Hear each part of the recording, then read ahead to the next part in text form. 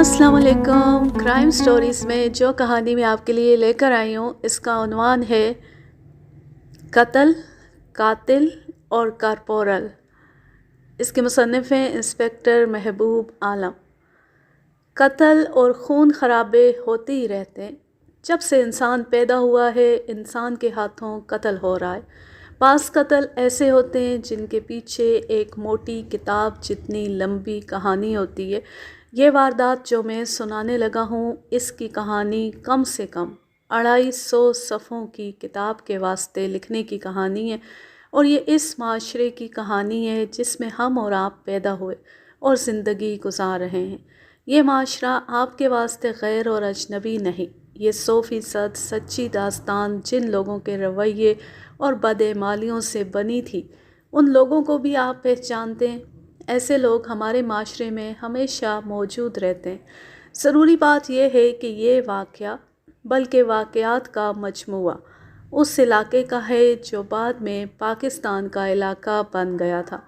पाकिस्तान तकरीबन इन वाक़यात से 3.5 साल बाद वजूद में आया था।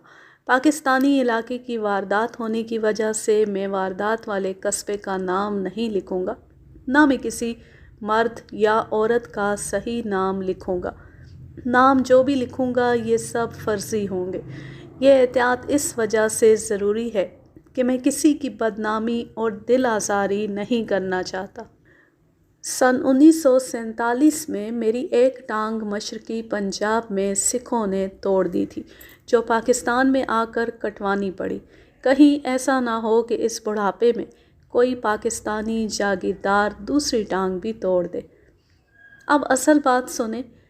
ये एक कस्बा था जो बाद में पाकिस्तान में आ गया था। मैं इसके थाने का इंचार्ज था। इलाका मैदानी नहीं बल्कि घाटियों, टीलों और खड नालों वाला था। उस ज़माने में उसके बाज़ हिस्से तो बिल्कुल ही बंजर और वीरान थे, जहाँ ज़मीन कटी फटी और गहरे खड्डों वाली थी। ये उस कस्बे के इर्द गिर्द देहाती इलाका था। इसका बहुत सा हिस्सा मेरे थाने में आता था। एक रोज़ तकरीबन 3 बजे बाद दोपहर एक मुअज़्ज़िज़ आदमी थाने में आया। मैं आपको मज़े की एक बात बताता हूँ कि जब पुलिस वाले किसी को मुअज़्ज़िज़ आदमी कहते हैं तो इसका ये मतलब नहीं होता कि वो शरीफ आदमी है। सरकारी तौर पर मुअज़्ज़िज़ का मतलब होता है कि वो ज़रा ऊंची हैसियत वाला आदमी है, ज़मीन जायदाद वाला है और बड़े अच्छे कपड़े पहनता है। शहरों और कस्बों के अक्सर मुअज़्ज़िज़ हज़रात पुलिस के मुखबर होते हैं। अगर उनको चुगलखोर कहा जाए तो ये लफ्ज़ भी ठीक रहेगा। उस मुअज़्ज़िज़ आदमी को मैं जानता था जिसका ज़िक्र किया है कि बाद दोपहर थाने में आया।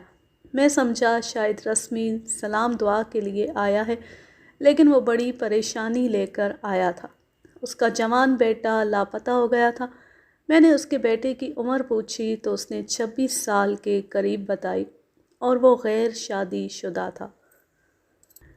मुझको पहला ख़याल ये आया कि उसका बेटा ख़ुद ही कहीं चला गया होगा। यह ख़याल इस वजह से आया था कि इस बेटे का बाप अमीर ज़मींदार था। कस्बे के करीब उसकी बहुत सी ज़मीन थी और नहरी इलाके में उसके बाप दादा के 3-4 मुरब्बे भी थे। कस्बे में उसकी कमीशन एजेंसी भी थी। इस किस्म के मालदार आदमियों की औलाद ऐसी ही होती है कि उसका इखलाक अच्छा नहीं होता। ये शख्स अंग्रेज़ों को अपना आका समझता था। मैं इसकी बाबत इतना ही जानता था कि उसका शुमार कस्बे के चंद एक बड़े आदमियों में होता है। कस्बे के रईस तो हिंदू और सिख थे जिनके हाथों में तिजारत थी। मुसलमानों की माली हालत कमज़ोर थी, उनमें ये शख्स सरकर्दा था। उस शख्स की बाबत मैं ये भी जानता था कि कस्बे के 3-4 बदमाश उसके मुरीद हैं। 3 साल पहले जब यहाँ कोई और थानेदार था, ये शख्स एक आदमी के कत्ल में मुलविस पाया गया था, लेकिन अदम सबूत की बिना पर गिरफ़्तार नहीं हो सका था। सब कहते थे कि रिश्वत चल गई थी। मैं इसके घरेलू हालात से वाकिफ़ नहीं था। इसका नाम जो भी था उसको जाने दे, मैं इसे ख्वाजा लिखूँगा और इसके बेटे का फ़र्ज़ी नाम बशीर रख लेता हूँ। मैंने इससे पूछा कि इसको ये ख़याल क्यों आया है कि इसका बेटा लापता हो गया। ये भी हो सकता है कि वो सैर सपाटे के वास्ते कहीं चला गया हो। مجھ کو بتائے بغیر اس طرح گھر سے وہ کبھی غیر حاضر نہیں ہوا۔ وہ پرسوں دوپہر سے غائب ہے۔ اگر مجھ کو بتائے بغیر ہی اس نے سیر سپاٹے کے لیے جانا تھا تو ایک دو جوڑے کپڑے وغیرہ ساتھ لے جاتا۔ اس نے ماں کو بھی کچھ نہیں بتایا؟ نہیں، اس کی اپنی ماں تو 3 سال گزرے فوت ہو گئی ہے، اب اس کی ماں سوتیلی ہے۔ پھر تو معاملہ صاف ہے، آپ کا بیٹا گھر سے بھاگ گیا ہے۔ یہ ہمارے گھروں کی بڑی پرانی کہانی ہے۔ دوسری بیویاں خاوندوں کی پہلی بیویوں کی اولاد کے ساتھ بہت برا سلوک کرتی ہیں۔ لڑکیاں بیچاری بھاگ نہیں سکتی، لڑکے گھروں سے بھاگ جاتے۔ مربوں پر نہ چلا گیا ہو۔ وہاں میں نے پرسوں ہی ایک آدمی کو بھیج دیا تھا، اس نے وہاں سے بصریتار اطلاع دی ہے کہ بشیر وہاں نہیں گیا۔ میں آپ کو یقین کے ساتھ کہتا ہوں کہ اس کے ساتھ اس کی سوتیلی ماں کا سلوک بہت اچھا تھا۔ کیا آپ کو کسی پر شک ہے؟ ہو سکتا ہے اس کو آپ کے کسی دشمن نے اغوا کروایا ہو۔ میری کسی کے ساتھ ایسی کوئی دشمنی نہیں۔ آپ کے بیٹے کی ہو سکتی ہے۔ اگر آپ نہیں جانتے تو آپ کے بیٹے کے دوستوں سے پوچھنا ہوگا۔ ابھی ان سے انکوائری نہ کرے۔ ابھی ان سے انکوائری نہیں کی، اتنا ہی پوچھا تھا کہ کسی کو معلوم ہو کہ وہ کہاں گیا ہے تو مجھ کو بتا دے، لیکن اس کے کسی دوست کو علم نہیں۔ اب ان سے پوچھوں گا کہ بشیر کی کسی کے ساتھ ذاتی دشمنی تو نہیں تھی۔ خواجہ صاحب، میں ایک بات پوچھوں گا لیکن آپ صحیح جواب نہیں دیں گے۔ کوئی باپ یہ نہیں مانتا کہ اس کے بیٹے یا بیٹی کا اخلاق اور چال چلن ٹھیک نہیں۔ بیٹا اکلوتا ہو اور باپ امیر بھی ہو اور اس کے ہاتھ میں غنڈے بدماش بھی ہوں تو بیٹا اچھے چال چلن کا ہو ہی نہیں سکتا۔ میں اپنے بیٹے کے چال چلن کی تعریف نہیں کروں گا۔ ماں نے اس کو بہت بگاڑ دیا تھا، اس نے صرف 10 جماعتیں پاس کی ہیں۔ میرا ارادہ تھا کہ اس کو آگے پڑھاؤں گا۔ وہ زمانہ گزر گیا ہے جب 10 جماعتوں کو بہت زیادہ تعلیم سمجھا جاتا تھا۔ اب لڑکے کو کم از کم BA ہونا چاہیے۔ تعلیم کو چھوڑیں خواجہ صاحب، بیٹے کے چال چلن کی بات کریں۔ میں نے یہ دیکھنا ہے کہ وہ خود کہیں چلا گیا ہے یا کسی دشمن کی انتقامی کارروائی کا شکار ہو گیا۔ اس نے اپنے بیٹے کا چال چلن تو بیان کر دیا لیکن کوئی ایسا سنگین اور شدید نقص نہ بتایا جو کسی کی دشمنی کا باعث بنتا ہو۔ میں سمجھ رہا تھا کہ وہ اپنے بیٹے کی بد چلنی پر پردہ ڈالنے کی کوشش کر رہا ہے، لیکن میری مجبوری یہ تھی کہ میں نے اس کے بیٹے کی گمشدگی کی رپورٹ درج کرنی تھی۔ میرے دماغ میں یہی ایک شک تھا کہ اس کا لاڈلا بیٹا سوتیلی ماں کے سلوک سے تنگ آ کر بھاگ گیا۔ ایک بات بتا دیں خواجہ صاحب، آپ نے یہ معلوم کرنے کی کوشش نہیں کی ہوگی کہ آپ کے بیٹے کا کوئی دوست بھی گھر سے غیر حاضر ہوگا یا کسی کی لڑکی لاپتہ ہوئی ہوگی؟ اس کے دوستوں کو میں جانتا ہوں، وہ سب یہی ہیں، اور کسی لڑکی کی بابت میں کچھ نہیں جانتا۔ میں نے لڑکے کا حلیہ وغیرہ لکھ لیا، خواجہ اس کا ایک فوٹو ساتھ لایا تھا، وہ بھی رکھ لیا، اور جو کاغذی کارروائی کرنی تھی وہ کر لی، اور خواجہ سے کہا کہ وہ اپنے طور پر بھی سراغ رسانی کرتا رہے۔ یہ سلسلہ آج کل بھی چلتا ہے۔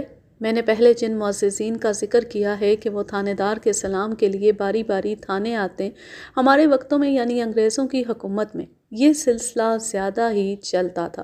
اس وقت تھانے دار اپنا روب داب رکھتے تھے اور ان کا کردار ایسا تھا کہ لوگ ان سے ڈرتے اور ان کی عزت کرتے تھے۔ میں جن معززین کا ذکر کر رہا ہوں یہ دراصل پولیس کے چمچے ہوتے تھے۔ خواجہ تھانے سے چلا گیا تو تھوڑی دیر بعد اس کے محلے کا اسی جیسا ایک معزز آدمی آ گیا۔ میں نے اسے آتے دیکھا تو میں سمجھ گیا کہ یہ شخص خواجہ کے بیٹے کی گمشدگی کے سلسلے میں ہی آیا ہے۔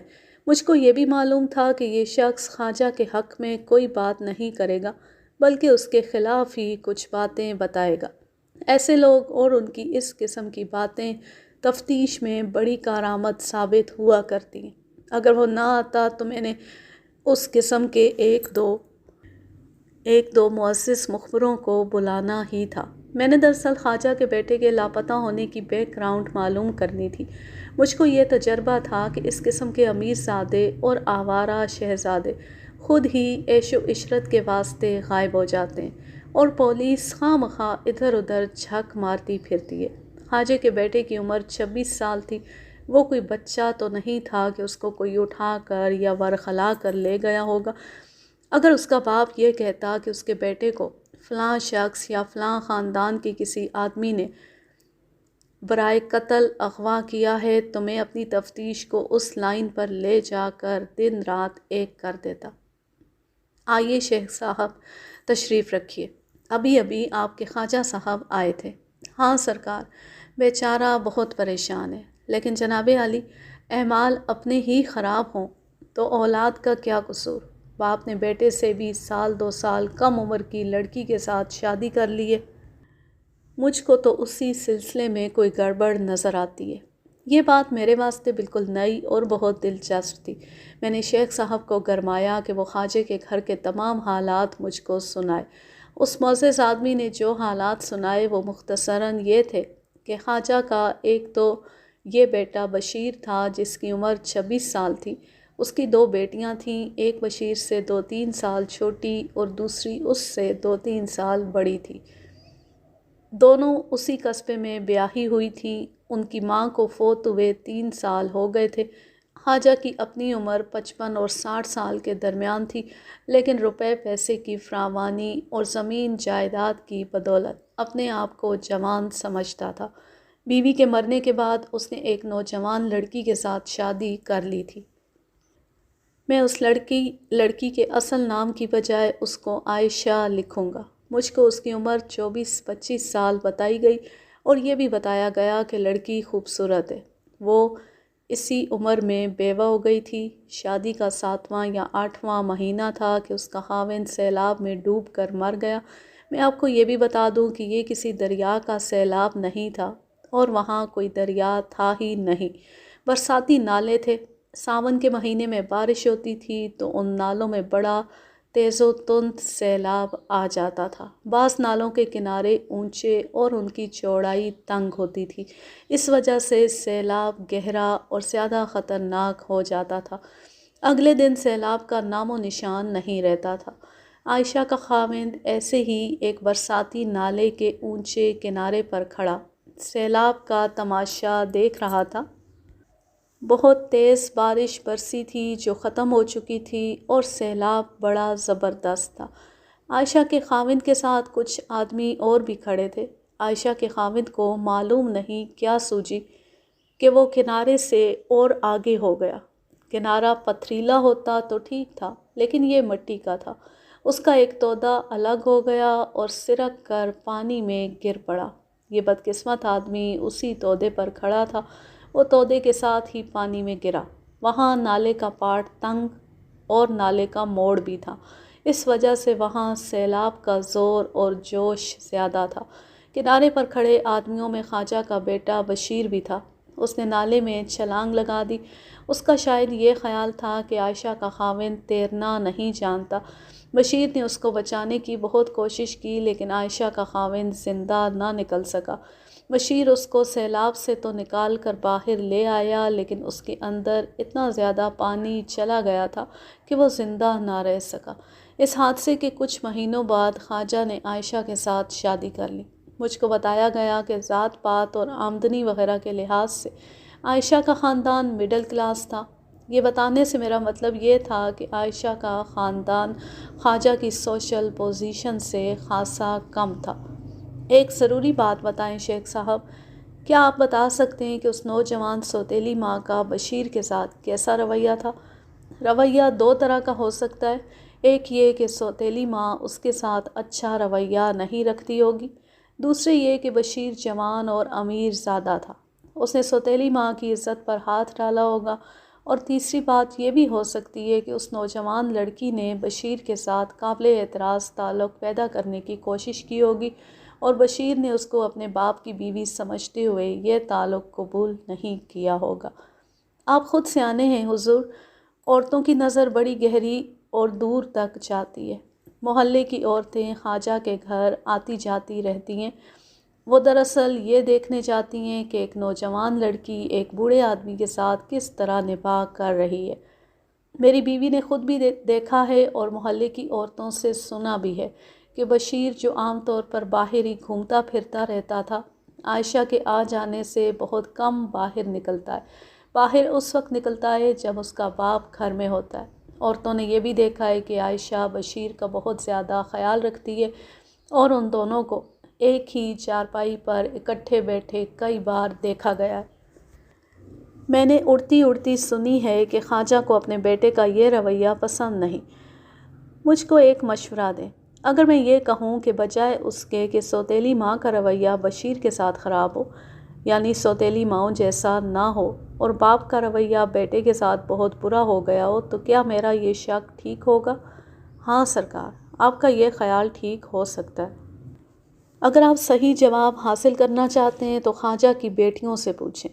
میں صرف یہ ناقص رائے دوں گا کہ بشیر کے ساتھ سوتیلی ماں کا رویہ ٹھیک نہ ہوتا تو وہ گھر سے باہر ہی رہتا۔ یہ بھی سوچیں کہ بشیر اپنے آپ کو بدمعاش سمجھتا ہے۔ جہاں تک اس کو میں جانتا ہوں، وہ اپنی عمر کی لڑکی کی کوئی بات برداشت کرنے والا نہیں۔ بشیر کیسا آدمی ہے؟ شریف آدمی نہیں۔ آپ ان امیر زادوں کو جانتے ہی ہیں۔ ان امیر زادوں کو جانتے ہی ہیں۔ یہ بھی لڑائی مار کٹائی والی فلموں کا ہیرو ہے۔ خواجہ کی یا اس کے بیٹے کی کسی کے ساتھ دشمنی؟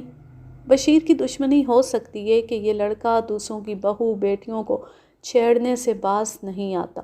باقی رہا خواجہ، اس کی بابت میں کہہ سکتا ہوں کہ بہت چالاک اور ملنسار آدمی ہے، کسی کے ساتھ دشمنی نہیں رکھتا۔ میں نے تو کچھ اور سنا ہے۔ میرے یہاں آنے سے پہلے قتل کی ایک واردات ہوئی تھی جو سنا ہے خواجہ نے کروائی تھی۔ وہ معاملہ ذرا شک میں تھا۔ لوگ کہتے ہیں کہ وہ آدمی خواجہ نے ہی قتل کروایا تھا، لیکن وہ بات 3-4 سال پرانی ہو گئی ہے۔ اگر کسی نے خواجہ سے انتقام لینا ہوتا تو وہ اتنا عرصہ انتظار نہ کرتا۔ ویسے میں آپ کو بتا دوں سرکار، خواجہ بڑا گہرا آدمی ہے، یہ چاہے تو قتل بھی کروا سکتا ہے۔ اس شخص کے ساتھ بہت سی باتیں ہوئیں اور میں نے اس کو فارغ کر دیا۔ گمشدگی کی جو کاغذی اور دیگر کارروائیاں ہوتی ہیں وہ میں نے اگلے روز تھانے میں آ کر مکمل کر دیں، لیکن معلوم نہیں کیوں میرے دماغ میں یہ بات اٹکی رہی کہ خواجہ کا بیٹا اغوا یا لاپتہ نہیں ہوا، وہ خود گیا ہے، یا یہ کوئی اور معاملہ ہے۔ اس شخص نے جس کو میں نے شیخ صاحب لکھا ہے مجھ کو ایسی باتیں بتائی تھیں جو میرے شک کو مضبوط کرتی تھیں۔ میں نے ضرورت محسوس کی کہ بشیر کی بہنوں اور بہنوئیوں سے پوچھ لیا جائے کہ خواجہ کے گھر کے حالات کیسے تھے۔ میں نے بشیر کی بہنوں کے خاوندوں کو بلا لیا۔ اس کے علاوہ میں نے اپنے ضروری مخبروں کو بھی طلب کیا تھا، انہوں نے ابھی میرے پاس آنا تھا۔ خواجہ کے دونوں داماد جلدی پہنچ گئے۔ میں نے ان سے الگ الگ تفتیش کی، دونوں نے ایک ہی جیسے بیان دیے۔ بڑے داماد نے یہ مشورہ دیا کہ بہتر یہ ہوگا کہ وہ دونوں اپنی بیویوں کو بھی ساتھ لے آئیں، اس سے ایک تو ان دونوں کے بیانات کی تصدیق ہو جائے گی، اور ہو سکتا ہے کہ بشیر کی بہنیں کوئی نئی بات بھی بتا دیں۔ مجھ کو یہ مشورہ پسند آیا اور میں نے انہیں کہا کہ وہ اپنی بیویوں کو لے آئیں۔ مجھ کو یہ دونوں آدمی عقل مند لگتے تھے۔ ان کی باتوں سے یہ ظاہر ہوتا تھا کہ وہ دونوں خواجہ کو اور عائشہ کو اچھا نہیں سمجھتے۔ دونوں اپنی بیویوں کو لے آئے۔ میں نے بڑی بہن سے کہا کہ وہ میرے پاس بیٹھی رہے اور باقی سب باہر چلے جائیں۔ کیا آپ میری ایک بات مانیں گے؟ چھوٹی بہن نے کہا، کیا یہ ٹھیک نہیں رہے گا کہ ہم دونوں بہنیں اکٹھی بیٹھ کر بیان دیں؟ ہم دونوں کے بیان ایک جیسے ہی ہوں۔ دراصل یہ طریقہ ٹھیک نہیں تھا، لیکن میں نے ان دونوں بہنوں کے طور طریقے اور انداز سے محسوس کر لیا تھا کہ وہ دونوں جھوٹ نہیں بولیں گی۔ میں نے ان کو اکٹھا ہی بٹھا لیا اور ان کے خاوندوں کو باہر بھیج دیا۔ اب بتائیں آپ نے کیا پوچھنا ہے؟ کیا تم نہیں جانتی کہ تمہارا بھائی لاپتہ ہو گیا ہے؟ میں نے اس معاملے میں تم دونوں سے کچھ پوچھنا ہے۔ پہلی بات تو میں نے یہ پوچھنی ہے کہ تمہارا بھائی بشیر کہاں چلا گیا ہے؟ آپ کے ابا جان کہتے ہیں کہ وہ لاپتہ ہے۔ دونوں بہنوں نے ایک دوسرے کی طرف دیکھا۔ چھوٹی نے بڑی بہن کو کہا کہ وہ بات کرے۔ چھپانا کچھ نہیں آپا، چھوٹی بہن نے کہا، ایسے باپ پر کیا پردہ ڈالنا جس کو اپنی اولاد کی بھی ہوش نہیں۔ ہمارا اکلوتا بھائی گم ہو گیا ہے جی۔ آپ نہیں جانتی کہ اس کے ساتھ ہم بہنوں کو کتنا پیار ہے۔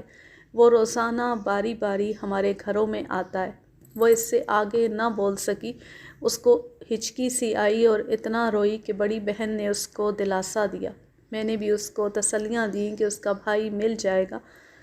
دونوں بہنوں کے ساتھ ان کے بھائی اور باپ کی بابت باتیں ہوئیں تو مجھ کو پتہ لگا کہ ان بہنوں کے دلوں میں بھائی کی محبت بہت ہی زیادہ ہے اور ان کو اپنا باپ اچھا نہیں لگتا۔ دونوں لڑکیاں اونچی ذات کی تھیں، امیر باپ کی بیٹیاں تھیں اور ان کے سسرال اور خاوند بھی اچھی پوزیشن والے تھے، لیکن ان لڑکیوں میں وہ شوبازی اور گھٹیا پن نہیں تھا جو اس پوزیشن والے خاندانوں کے لڑکوں اور لڑکیوں میں پایا جاتا ہے۔ یہ دونوں بہنیں آج بھی مجھ کو اپنے سامنے بیٹھی نظر آ رہی ہیں۔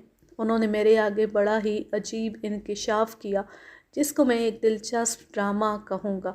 اگر میں کہوں کہ باپ نے خود ہی اپنے بیٹے کو غائب کر دیا تو آپ کو یقین نہیں آئے گا۔ بڑی بہن نے کہا، ہاں مجھ کو بالکل یقین نہیں آئے گا۔ کیا تم یہ بات یقین کے ساتھ کہتی ہو؟ یہ فیصلہ آپ نے کرنا ہے۔ سنا ہے تھانے دار زمین کے نیچے سے بھی راز نکال لیا کرتے ہیں۔ تم کچھ بتاؤ تو میں راز نکال لاؤں گا۔ ہمارا باپ عیاش آدمی ہے، اس کا ثبوت آپ کے سامنے ہے۔ اس بڑھاپے میں ہم سے بھی چھوٹی عمر کی لڑکی کے ساتھ اس نے شادی کی ہے، شراب پیتا ہے، شہر جا کر عیش و عشرت کرتا ہے۔ اس کی ایک بیٹھک الگ ہے، اس کمرے میں جب بیٹھتا ہے تو گھر کا کوئی فرد اس کمرے میں جانے کی جرأت نہیں کرتا۔ یہ کمرہ اس کے بدماشوں کے واسطے ہے یا بدماش عورتوں کے واسطے؟ ہماری ماں کو تو اس نے زر خرید لونڈی بنا کر رکھا ہوا تھا، لیکن ہماری ماں کو وہ روپے پیسے کی یا ضرورت کی دوسری چیزوں کی تنگی نہیں دیتا تھا۔ ہماری ماں گھر کی ملکہ تھی، سیاہ و سفید کی مالک تھی، اس کا حکم چلتا تھا، لیکن ہمارے باپ کی پرائیویٹ زندگی میں دخل دینے کا اس کو حق حاصل نہیں تھا۔ آگے تم بتاؤ آپا۔ اصل بات یہ ہے بھائی جی، ہمارا بھائی اس لڑکی کے ساتھ شادی کرنا چاہتا تھا جو ہمارے باپ کی بیوی بنی ہوئی ہے۔ اس کا نام عائشہ ہے۔ اس کی جب پہلی شادی بھی نہیں ہوئی تھی تو بشیر نے ہم دونوں سے کہا تھا کہ وہ عائشہ کے ساتھ شادی کرنا چاہتا ہے۔ یہ دونوں ایک دوسرے کو چاہتے تھے۔ میں نے عائشہ کے ساتھ بات کی تھی، اس نے کہا تھا کہ وہ بشیر کو اتنا زیادہ چاہتی ہے کہ کسی اور کے ساتھ اس کی شادی ہو گئی تو وہ خاوند کو زہر دے دے گی یا خود زہر کھا لے گی، یا آپس میں ملتے ملاتے ہوں گے، زیادہ نہیں، یا چھپ چھپ کر نہیں۔ عائشہ کبھی میرے گھر یا اس بہن کے گھر آ جاتی اور بشیر بھی آ جاتا تھا، ہمارے پاس بیٹھ کر ہی باتیں اور ہنسی مذاق کر لیا کرتے تھے۔ پھر ان کی شادی کیوں نہ ہوئی؟ یہ ہماری امی کی وفات کے بعد کی بات ہے۔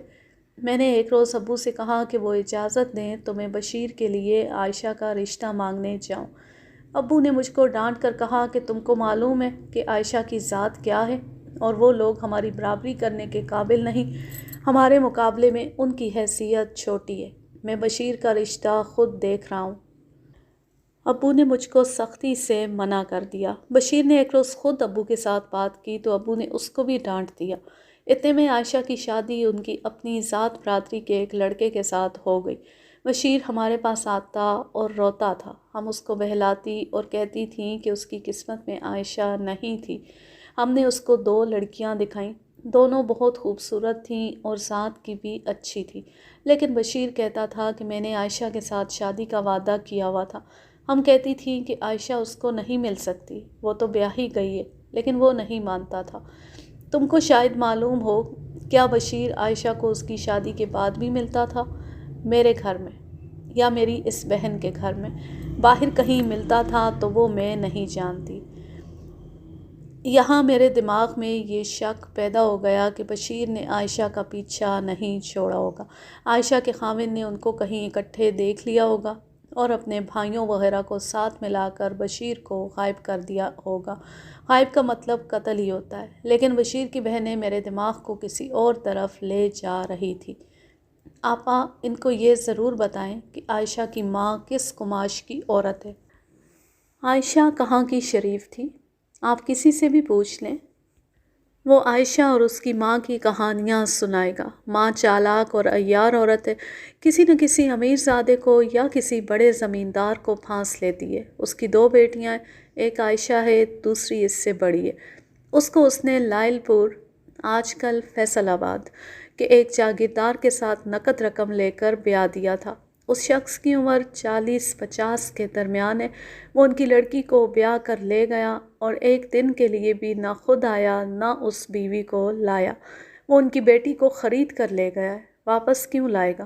کیا تم یہ کہنا چاہتی ہو کہ عائشہ بھی ٹھیک کردار کی لڑکی نہیں؟ ہاں جی، میں یہی کہنا چاہتی ہوں۔ یہ تو ہمارے بھائی کی ضد تھی کہ ہم عائشہ کا رشتہ لینے کے لیے تیار ہو گئی تھی۔ سچی بات یہ ہے کہ ہم دونوں بہنوں کو یہ لڑکی پسند نہیں تھی۔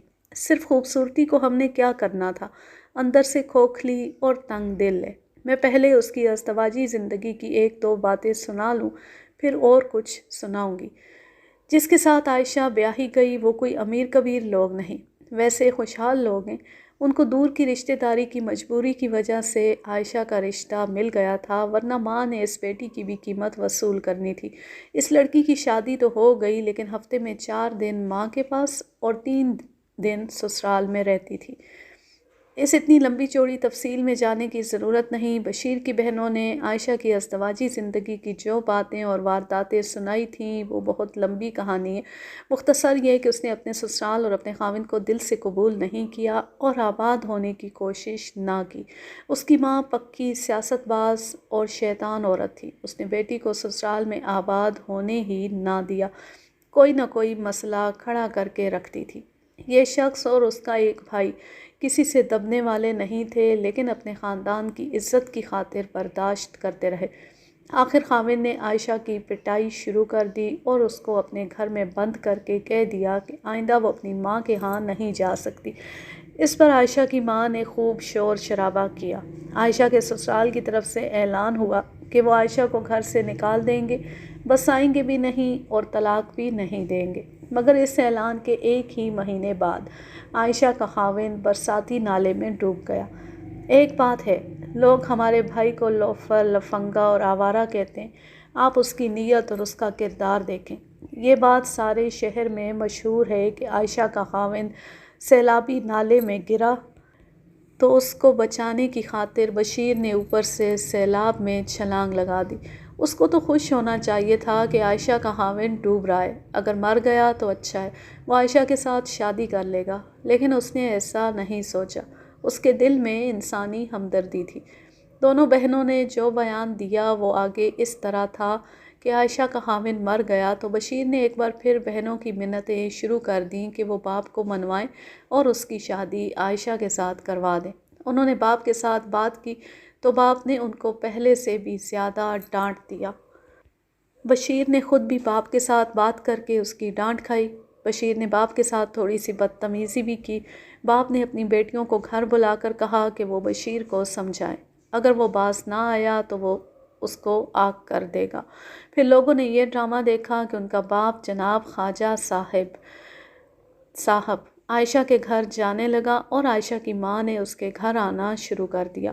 دونوں بیٹیاں اپنے باپ کے گھر آتی رہتی تھیں۔ انہوں نے باپ کو بتایا کہ عائشہ کی ماں کی ملاقاتوں نے اس کو بدنام کرنا شروع کر دیا، لیکن باپ نے پرواہ نہ کی۔ وہ عائشہ کی ماں کے جال میں آ چکا تھا اور اس عیار عورت پر دولت لٹا رہا تھا۔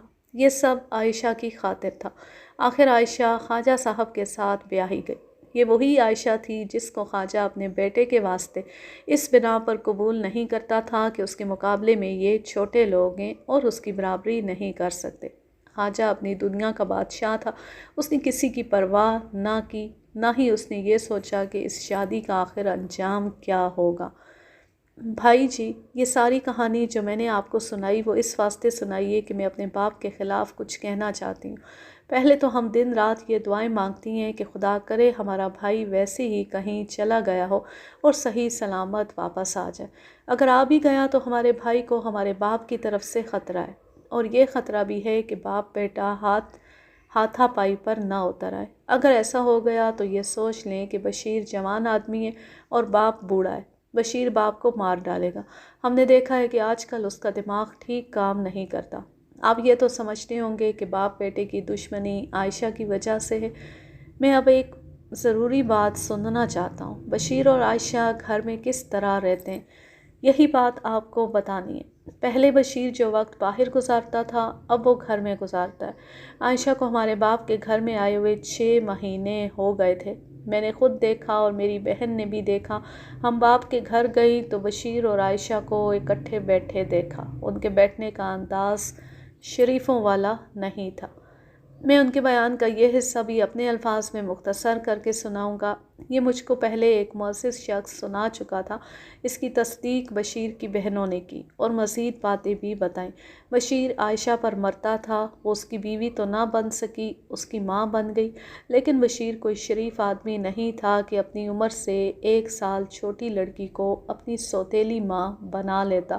اس سے پہلے بشیر کی بڑی یا چھوٹی بہن باپ کے گھر آتی تھیں تو بشیر گھر نہیں ہوتا تھا، لیکن عائشہ اس گھر میں آئی تو کوئی بہن کسی بھی وقت آ جاتی، بشیر گھر میں ہی ملتا۔ بہنوں نے ان دونوں کا آپس کا رویہ دیکھا تو انہیں یقین ہو گیا کہ ان کے آپس کے تعلقات شریفوں والے نہیں۔ دونوں بہنوں نے آپس میں صلاح مشورہ کیا کہ عائشہ کو سمجھائیں کہ وہ بشیر کو خراب نہ کرے اور اس کو کہیں شادی کرنے دے، لیکن دونوں کے خاوندوں نے ان کو یہ کہہ کر روک دیا کہ عائشہ شیطان ماں کی بیٹی ہے، وہ کوئی نیا فساد کھڑا کر دے گی، اور یہ بھی ہوگا کہ ان کا اپنا بھائی ان کے خلاف ہو جائے گا۔ عائشہ کا ان بہنوں کے ساتھ رویہ بدل گیا، وہ اس گھر کی ملکہ بن گئی اور اس نے بشیر کی بہنوں سے بے رخی شروع کر دی۔ اس کے رویے میں تکبر اور غرور آ گیا تھا۔ اس نے اپنا رویہ اتنا سخت کر لیا کہ بشیر کی کوئی بہن ان کے گھر جاتی تو عائشہ کسی کام کے بہانے ادھر ادھر ہو جاتی اور بہن کے ساتھ بات تک نہ کرتی۔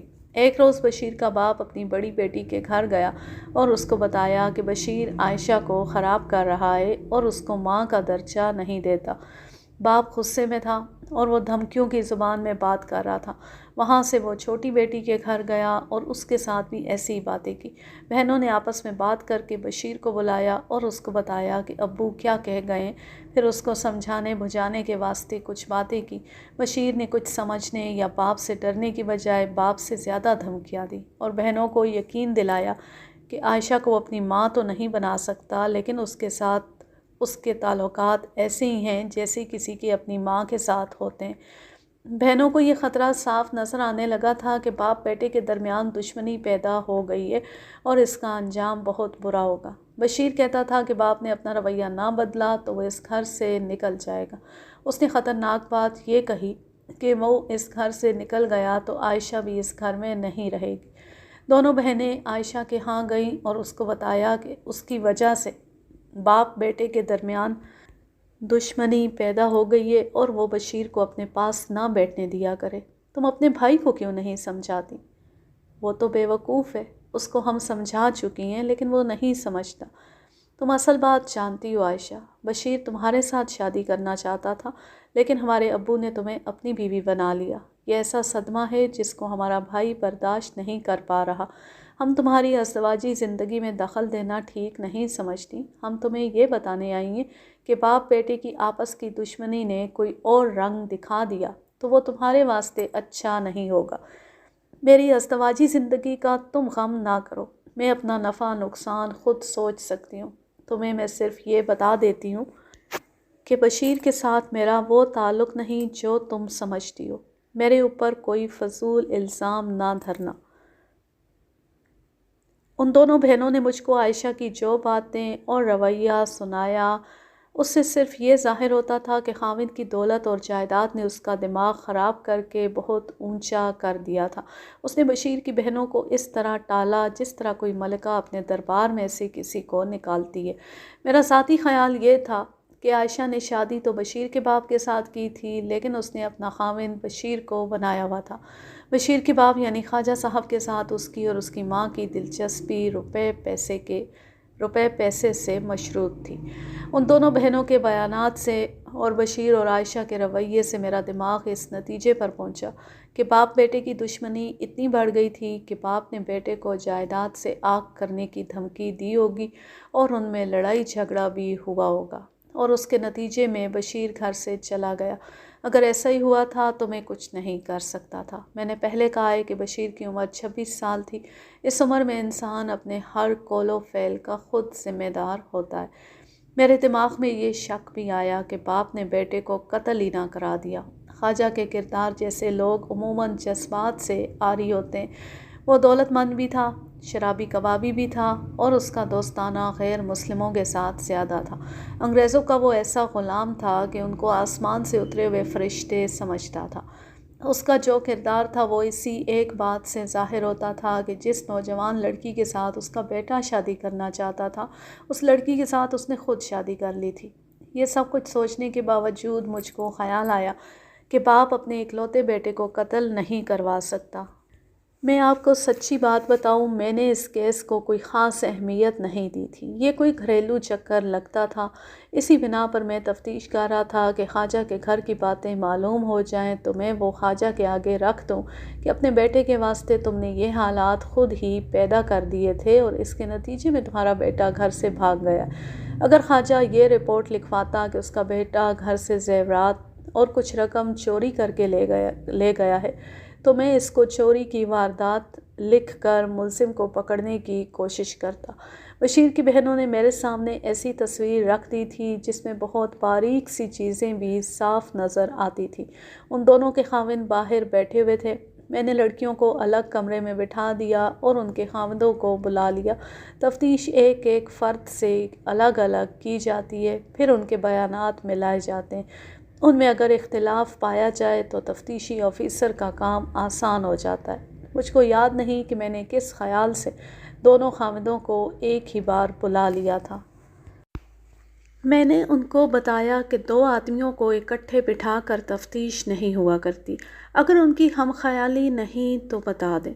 دونوں نے کہا کہ جہاں تک خواجہ، اس کے بیٹے اور عائشہ کا تعلق ہے، ان کی آپس میں ہم خیالی ہے اور بہتر یہی ہے کہ دونوں کو اکٹھے بٹھا کر ہی تفتیش کی جائے۔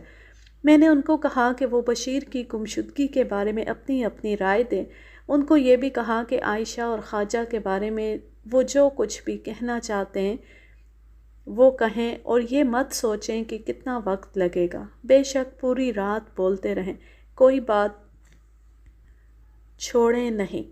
دونوں نے جو بیان دیا وہ 100% بشیر کی بہنوں کے بیان سے ملتا تھا۔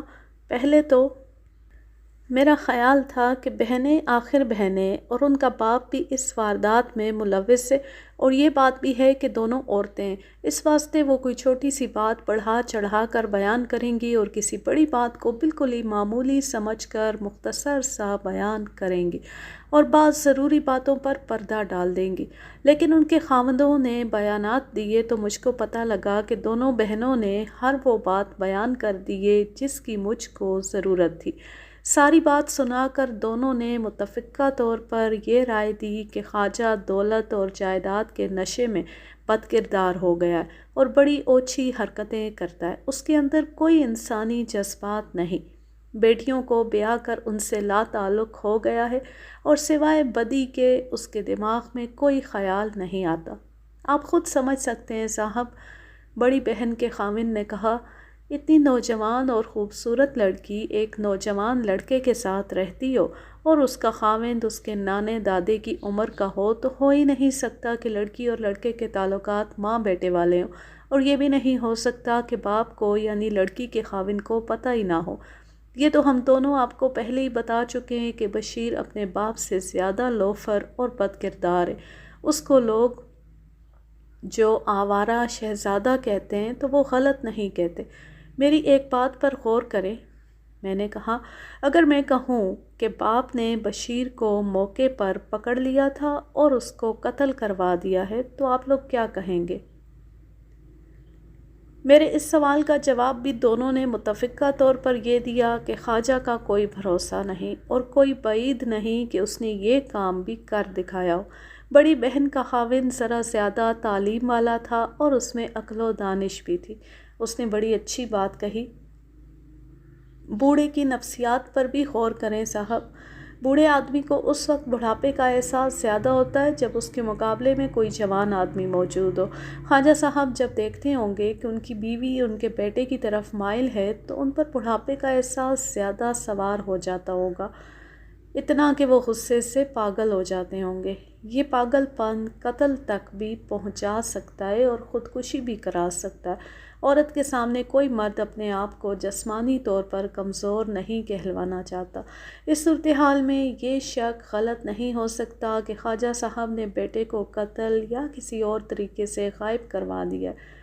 ان 2 اشخاص اور ان کی بیویوں نے مجھے بڑی کارآمد باتیں بتا دیں اور میں نے ان کو جانے کی اجازت دے دی۔ سورج غروب ہو رہا تھا جب میں گھر جانے کے واسطے تھانے سے اٹھا۔ میں باہر نکل رہا تھا کہ خواجہ آ گیا اور کہنے لگا کہ وہ بڑی ضروری بات کرنے آیا ہے۔ میں اس امید پر بیٹھ گیا اور اسے بھی بٹھا لیا کہ اپنے بیٹے کا کوئی سراغ لایا ہوگا، لیکن اس نے بات کر کے مجھے مایوس کر دیا۔ انسپکٹر صاحب، آج آپ نے میری بیٹیوں اور میرے دامادوں کو بلایا تھا؟ ہاں خواجہ صاحب، میں نے انہیں بلایا تھا۔ وہ کیا کہہ گئے ہیں؟ خواجہ صاحب، یہ تفتیش میں کر رہا ہوں، آپ نہیں۔ آئندہ مجھ سے ایسی کوئی بات نہ پوچھنا کہ کس نے کیا کہا، اور کوئی ضروری بات آپ نے کرنی ہے تو کریں۔ بات تو ضروری ہے جناب، ان کی ہر بات کو سچ نہ مان لینا۔ کچھ لوگ مجھ کو ویسے ہی بدنام کرتے رہتے ہیں۔ میرا جوان بیٹا لاپتہ ہو گیا ہے، آپ اس کا سراغ لگائیں۔ کیا آپ نے خود کوئی سراغ نہیں لگایا؟ میں ہر کسی سے پوچھتا پھر رہا ہوں، لیکن جو کام آپ کر سکتے ہیں وہ میں تو نہیں کر سکتا۔ خواجہ صاحب، میں جانے کے لیے اٹھ کھڑا ہوا اور بولا، میرا جو کام ہے وہ میں خود کر سکتا ہوں اور کر رہا ہوں۔ آپ نے بیٹے کے واسطے جو حالات پیدا کیے ہیں ان میں کوئی بیٹا گھر میں نہیں رہ سکتا۔ بہرحال ابھی تفتیش شروع کی ہے، میں بتا نہیں سکتا کہ میں اور کیا کروں گا اور کس کس کو تھانے بلاؤں گا۔ آپ تھانے میں اس وقت آئیں جب میں بلاؤں، یا اس وقت جب آپ نے کوئی بہت ضروری بات کرنی ہو۔ کوئی فضول بات سننے کے لیے میرے پاس ٹائم نہیں، آپ تشریف لے جائیں۔ میں تھانے سے نکل گیا۔ آج کل پولیس کا معاملہ کچھ اور ہے۔ انگریزوں کے وقتوں میں تھانے دار کی زندگی بڑی مشکل ہوا کرتی تھی۔ رات کو خواب میں بھی تھانے دار کا دماغ تفتیش میں ہی مصروف رہتا تھا۔ گھر جا کر وردی اتاری، غسل کر کے کھانا کھایا تو ایک مخبر آ گیا۔ میں نے اپنے مخبروں کو کہا ہوا تھا کہ وہ کوئی ضروری رپورٹ ہو تو یہ نہ دیکھا کریں کہ دن ہے یا رات، میرے گھر آ جایا کریں، خواہ آدھی رات ہی کیوں نہ ہو۔ یہ میرا خاص مخبر تھا، بڑے کام کی خبریں لایا کرتا تھا، لیکن اس کیس میں وہ میرے واسطے کوئی نئی بات نہ لایا۔ اس نے وہی باتیں سنائیں جو خواجہ کی بیٹیاں اور اس کے داماد سنا گئے تھے۔ ایک بات مجھ کو پہلے ہی معلوم تھی، وہ یہ تھی کہ خواجہ نے خنڈے اور بدماش ہاتھ میں رکھے ہوئے تھے۔ اس مخبر نے ایسے 3 خنڈوں کے نام بتائے جن کے ساتھ خواجہ کی بڑی گہری دوستی تھی۔ ان میں 2 10 نمبریے بدماش تھے اور ایک سزا یافتہ عادی مجرم تھا۔ اس مخبر نے بتایا کہ یہ جو عادی مجرم ہے 1-2 دنوں سے خواجہ کے ساتھ ساتھ رہتا ہے۔ آپ بشیر کے دوستوں کو ضرور بلائیں۔ بشیر ہر بات اپنے دوستوں کے ساتھ کرتا تھا۔ میں نے بہت کوشش کی ہے کہ ان سے کوئی بھید لوں، لیکن وہ مجھ کو کچھ نہیں بتاتے۔ میں آپ کو یہ بتا سکتا ہوں کہ خواجہ کی یہ نوجوان بیوی اور اس کی ماں خواجہ کو خوب لوٹ رہی ہیں۔ میں نے اس مخبر کو کچھ نئی ہدایات دی اور رخصت کر دیا۔ اگلے روز تھانے میں جاتی خواجہ کے ان 3 خنڈوں کو بلوایا اور گزشتہ رات مخبر نے بشیر کے جن 2 دوستوں کے نام بتائے تھے ان کو بھی بلوایا۔ سب سے پہلے خواجہ کا وہ آدمی آیا جو عادی مجرم بھی تھا۔ میں نے اس کی طرف کوئی توجہ نہ دی۔ تھانے میں اور بہت سے کام تھے، کچھ وارداتوں کی تفتیش ہو رہی تھی، میں ان میں مصروف ہو گیا۔ جرائم پیشہ لوگوں کا تھانے میں آ کر بیٹھ جانا ایک روٹین تھی۔ تھانے کو وہ اپنا گھر سمجھتے تھے۔ تقریباً 1.5 گھنٹے بعد بشیر کے دونوں دوست آ گئے۔ ان کو میں نے انتظار میں بٹھانا مناسب نہیں سمجھا، ان میں سے ایک کو بلا لیا۔ اس سے میں نے جو سوال پوچھے وہ یہ تھے، کیا بشیر کا کوئی دوست باہر کہیں رہتا ہے؟ اپنے باپ کے بارے میں وہ کوئی راز کی بات بتاتا تھا؟ کیا بشیر کی کسی عورت کے معاملے میں یا کسی اور وجہ سے کسی کے بھی ساتھ کوئی دشمنی تھی؟ کیا بشیر نے کبھی یہ کہا تھا کہ وہ اپنے باپ سے اتنا تنگ ہے کہ گھر سے بھاگ جائے گا، یا کوئی اور راز کی بات؟ اس نوجوان نے مجھ سے چھپایا تو کچھ نہیں، لیکن راز کی کوئی بات نہ بتا سکا۔ باہر کہیں بشیر کا کوئی دوست نہیں تھا۔ اس نے گھر سے چلے جانے کی کبھی کوئی بات نہیں کی تھی، سوائے عائشہ کے اس کے تعلقات کسی اور کے ساتھ نہیں تھے، اور عائشہ کے ساتھ اس کے تعلقات پاک صاف نہیں تھے۔ اس کو وہ محبت کہتا تھا۔ عائشہ کی پہلی شادی ہوئی تو بھی وہ بشیر سے ملتی رہی۔ میں نے بشیر کے اس دوست سے پوچھا کہ بشیر نے کبھی خودکشی کی بات کی تھی یا نہیں۔ دوست نے کہا کہ وہ خودکشی کرنے والا آدمی نہیں تھا، وہ تو دوسروں کو مارنے پر تیار رہتا تھا۔ اس کے دوسرے دوست کو بلایا تو وہ بھی کوئی خاص بات نہ بتا سکا۔ اس نے جو کچھ بتایا وہ اس کے دوست کی تصدیق اور تائید کرتا تھا۔ इस दौरान ख्वाजा के तीनों गुंडे दोस्त आ चुके थे। मैंने तीनों को इकट्ठे ही बुला लिया। उन लोगों से हम किसी और तरीके से पूछ कुछ किया करते थे, लेकिन मैंने मुनासिब ये समझा कि उनको पहले थोड़ी वार्निंग दे दूं। बेशक ये ख्वाजा के आदमी थे, लेकिन दरअसल ये पुलिस के आदमी थे। उनको मालूम था कि सज़ा पुलिस दे सकती है। ख्वाजा उन्हें सिर्फ इनाम दिया करता था। मैंने उनको बुलाकर कहा कि वो ख्वाजा के आदमी और ख्वाजा का बेटा लापता हो गया और वो तीनों इस लड़के का सुराग लगाएं, और अगर मामला कुछ और है तो मुझको साफ साफ बता दें, वरना वो जानते हैं कि मैं उनके साथ क्या सलूक करूँगा।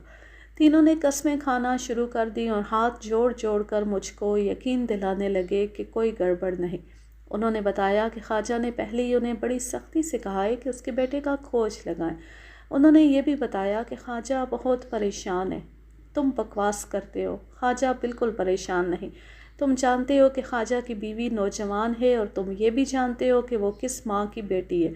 ख्वाजा कभी पसंद नहीं करता कि उसका जवान बेटा उसकी गैर हाज़िरी में उसकी बीवी के साथ रहे। हम सब जानते हैं सरकार, ख्वाजा के घर में जो ड्रामा चल रहा है वो हम सारे का सारा जानते। हमारी जितनी दोस्ती ख्वाजा साहब के साथ है, इससे ज़्यादा मोहब्बत बशीर के साथ है। हम उसका खोज लगा रहे हैं। मैंने उनको और ज़्यादा डराया, धमकाया और कहा कि वो इस मामले में मुखबरी करें और 2-3 दिनों में लड़का बरामद करें। इस केस की तफ्तीश होती रही, मुझको कुछ भी हाथ ना आया। 3-4 दिन मज़ीद गुज़र गए। अगर मुझको आज ठीक याद है तो 1 हफ़्ता गुज़र गया था। दिन के 2 और 3 बजे के दरमियान का वक्त था। एक देहाती आदमी थाने में आया। उसने चादर में कुछ लपेटा हुआ था। मैं इत्तेफाक से बरामदे में खड़ा किसी के साथ बातें कर रहा था। उस देहाती ने पूछा कि थानेदार साहब कौन है। मैंने उसको अपने पास बुलाया। उसने रकू की पोजीशन तक झुककर मुझको मुखलिया बादशाहों वाला सलाम किया और चादर फर्श पर रख कर खोली। अगर कोई आम शहरी देखता तो बिदक कर पीछे हट जाता, लेकिन पुलिस वालों को पत्थर दिल होना पड़ता है। चादर पर किसी इंसान का एक बाजू पड़ा हुआ था। ये कोहनी तक था, यानी हाथ से कोहनी तक था। हाथ सलामत था। कलाई से ऊपर तक तकरीबन आधा गोश्त खाया हुआ था। बाएं हाथ की छोटी उंगली में चांदी का सीधा साधा रिंग था और उसकी साथ वाली उंगली में सोने की अंगूठी थी। अंगूठी के ऊपर वाला हिस्सा चौड़ा और चौकोर था। मैंने बैठकर उस अंगूठी को गौर से देखा। मुझको कुछ शक सा हुआ। मैंने अंगूठी का ऊपर वाला चौकोर हिस्सा चादर से साफ़ किया तो साफ़ तौर पर पड़ा गया बशीर। ये लफ्ज़ खुदा हुआ नहीं था, बल्कि उभरा हुआ था, और ये बड़ी खूबसूरत अंगूठी थी। उस ज़माने में अमूमन नौजवान लड़के जो सोने की अंगूठी बनवाने की हिम्मत रखते थे, वो अंगूठी पर अपना नाम भी लिखवाया करते थे। उस देहाती का बयान लेने से पहले मैंने एक कांस्टेबल को यह कहकर दौड़ाया कि वो बशीर के बाप ख्वाजा को साथ ले आए। उस देहाती से पूछा कि बाजू उसको कहाँ से मिला है। उसका बयान सुनाने से पहले मैं उस वक्त और आज का फ़र्क बताना चाहता हूँ। आजकल लोगों के सामने कत्ल की वारदात होती है या किसी लड़की को उठाकर गाड़ी में फेंकते और ले जाते हैं, लेकिन कोई एक भी ऐनी शाहिद सामने नहीं आता। जो लोग मुलज़िमों को अच्छी तरह पहचानते हैं वो भी कह देते हैं कि उन्होंने देखा ही नहीं। रात को सड़क पर कोई ज़ख्मी पड़ा हुआ हो तो कोई उसके करीब नहीं जाता कि पुलिस पकड़ लेगी। मैं जिस वक्त की वारदात सुना रहा हूँ, उस वक्त किसी भी शख्स को कोई भी मशकूक चीज़ नज़र आती थी या किसी ज़ेर तफ्तीश वारदात का कोई सुराख मिलता था तो फ़ौरन थाने इत्तला देता था। उस वक्त पब्लिक को यकीन था कि पुलिस दयानतदारी से तफ्तीश करती है, इस वास्ते पब्लिक पुलिस की मदद करती थी। ये देहाती खालिस देहाती था और बिल्कुल अनपढ़। उसको ये ख्याल आया होगा कि पुलिस इस शख्स के कत्ल की तफ्तीश कर रही होगी। उसने अपना फ़र्ज़ समझा कि ये बाजू पुलिस के पास पहुंचना चाहिए। उसने कस्बे से तकरीबन 1 मील दूर एक जगह बताई जहां से उसको बाजू मिला था। वो एक वीराना था जहां गहरे और चौड़े खड्ड थे और ज़मीन कटी फटी थी। उसने बताया कि वहां खाई हुई एक लाश है जिसको गीदड़ वगैरह खा रहे थे। उस देहाती के साथ 2 आदमी और थे। ये तीनों कस्बे की तरफ पैदल आ रहे थे। وہ کوئی باقاعدہ راستہ نہیں تھا۔ راستہ چھوٹا کرنے کی غرض سے وہ کھڈ کے اوپر سے گزر رہے تھے تو ان کو لاش کا کچھ حصہ نظر آیا، باقی زمین میں دبا ہوا تھا۔ ایک گیدڑ یہ بازو منہ میں اٹھائے جا رہا تھا اور 2 گیدڑ اس سے بازو چھین رہے تھے۔ ان دیہاتیوں نے اوپر سے گیدڑوں کو پتھر مارے تو وہ بازو وہیں پھینک کر بھاگ گئے۔ دیہاتی نیچے آئے، انہوں نے اس شخص کو بازو چادر میں لپیٹ کر دیا اور کہا کہ یہ تھانے لے جائے، اور وہ دونوں اس واسطے وہاں بیٹھ گئے کہ لاش کی رکھوالی کریں گے۔ مجھ کو خواجہ کا انتظار تھا۔ میں نے سوچا تھا کہ وہ انگوٹھی کو شناخت کر لے تو اس کو ساتھ لے جائے۔ کچھ دیر بعد خواجہ آ گیا۔ وہ اکیلا نہیں تھا۔ کانسٹیبل نے اس کو بتایا کہ ایک بازو برآمد ہوا ہے، چل کر دیکھیں کہ یہ اس کے بیٹے کا ہی نہ ہو۔ اس نے اپنی بیٹیوں اور دامادوں کو اطلاع کر دی اور وہ سب اس کے ساتھ آئے تھے۔ انہوں نے ایک انگلی میں رنگ اور دوسری میں انگوٹھی دیکھی تو بہنوں کی چیخیں نکل گئیں۔ خواجہ دھاڑیں مار مار کر رونے لگا۔ بلا شک و شبہ یہ بازو بشیر کا تھا۔ میں ان سب کو اور اپنے عملے کے 3-4 آدمیوں کو ساتھ لے کر اس دیہاتی کی رہنمائی میں لاش والی جگہ پہنچا۔ پہلے بیان کیا ہے کہ یہ ایک ویرانہ تھا۔ اس وقت آبادی بہت کم تھی، کئی جگہیں ایسی تھیں جہاں سے کوئی گزرتا بھی نہیں تھا۔ یہ وسیع کھڈ تھا، اس کے 2 طرف کنارے مٹی کی دیواروں جیسے اونچے اور ٹوٹے پھوٹے تھے اور 2 طرف گھاٹیاں تھیں۔ کناروں کے ساتھ زمین کٹی پھٹی تھی اور اس میں کہیں تنگ اور ذرا کشادہ دراڑیں تھیں۔ زمین کہیں اونچی کہیں نیچی تھی۔ درخت بہت تھے۔ میں نے درختوں اور اونچے کناروں پر گدھ بیٹھے ہوئے دیکھے۔ ان کو پتہ لگ گیا تھا کہ یہاں لاش پڑی ہوئی ہے۔ لاش کے پاس 2 دیہاتی کھڑے تھے۔ اس دیہاتی نے جو بازو لے کر تھانے گیا تھا مجھ کو وہ جگہ بتائی جہاں بازو پڑا ہوا تھا۔ وہ جگہ لاش سے 30-35 قدم دور تھی۔ لاش کو جا کر دیکھا، اس کو ایک دراڑ میں دبایا گیا تھا۔ گہرائی تقریباً 2 فٹ تھی۔ نیچے کا دھڑ ننگا تھا اور ٹانگوں سے بہت سا گوشت کھایا ہوا تھا۔ ایک پہلو سے بھی لاش ننگی ہو گئی تھی۔ ادھر سے گیدڑ نے بازو اتارا تھا۔ باقی لاش ابھی مٹی میں دبی ہوئی تھی۔ سینہ اور چہرہ سامنے نہیں تھے۔ میں نے لاش سے مٹی ہٹوائی۔ اس دراڑ کے دائیں بائیں کی زمین بتا رہی تھی کہ یہاں سے مٹی لاش کے اوپر ڈالی گئی تھی۔ لاش ننگی ہو گئی تو میرے کہنے پر لاش کے چہرے کو ایک آدمی نے ہاتھوں سے اتنا صاف کر دیا کہ آسانی سے پہچانا جا سکتا تھا۔ خواجہ، اس کی بیٹیوں اور دامادوں نے آگے ہو کر دیکھا اور تصدیق کر دی کہ یہ بشیر کی لاش ہے۔ ان کی جو حالت ہوئی وہ میں آپ کو بتا نہیں سکتا۔ چھوٹی بہن صدمے سے بے ہوش ہو گئی۔ بڑی بہن بے ہوش تو نہ ہوئی لیکن ہوش میں بھی نہیں لگتی تھی۔ اپنے بال نوچتی اور کپڑے پھاڑتی تھی۔ اس کا خاوند اور اس کا باپ اسے قابو کرتے تھے لیکن وہ ہاتھ نہیں آتی تھی۔ اپنے پیارے اور خوبرو بھائی کی لاش کی یہ حالت دیکھ کر کوئی بہن ہوش و حواس میں نہیں رہ سکتی۔ خواجہ اپنی بیٹیوں کو سنبھال رہا تھا۔ اس کے آنسو بہہ رہے تھے اور وہ خاموش تھا۔ ایک بیٹے کے بدلے تمہارے 10 بیٹے قتل کروں گا دشمنوں۔ اچانک خواجہ نے بڑی بلند آواز میں کہا، تم جو کوئی بھی ہو تمہیں میں پکڑوں گا، اپنے ہاتھوں سے بدلہ لوں گا۔ پھر خواجہ واہی تباہی بکنے لگا۔ کچھ دیر بعد ایسے لگتا تھا جیسے خواجہ کا دماغی توازن بگڑ گیا ہو۔ خبر شہر میں پہنچ گئی۔ لوگ اکٹھے ہوتے جا رہے تھے۔ وہاں قریب چھوٹا سا ایک گاؤں تھا۔ وہاں کا نمبردار آ گیا تھا۔ قصبے کا نمبردار بھی موجود تھا۔ میں نے دونوں کو کہا کہ چارپائی کا بندوبست کریں۔ نمبرداروں کو ان حالات میں اپنی ڈیوٹی کا پتہ ہوتا ہے۔ قصبے کے نمبردار نے کہا کہ چارپائی آ رہی ہے۔ میں نے زمین پر بیٹھ کر لاش کی برآمدگی اور حالت کی تحریر لکھی اور لاش کو سب سے پہلے دیکھنے والوں کو تحریر سنا کر ان کے انگوٹھے لگوائے، خواجہ کے دستخط کروائے اور لاش کو چارپائی پر ڈلوا کر ہیڈ کانسٹیبل کے ہمراہ برائے پوسٹ مارٹم قصبے کے سول اسپتال بھیج دیا۔ وہاں کھرے دیکھنے اور تلاش کرنے کا سوال ہی نہیں تھا۔ معلوم نہیں مقتول کتنے دن پہلے مارا گیا تھا۔ میں نے لاش کی جامہ تلاشی کی تھی۔ اس کی قمیص کی جیب میں 10-12 روپے تھے۔ لاش کا جو بازو تھانے میں میرے پاس آیا تھا اس کی ایک انگلی میں سونے کی انگوٹھی تھی۔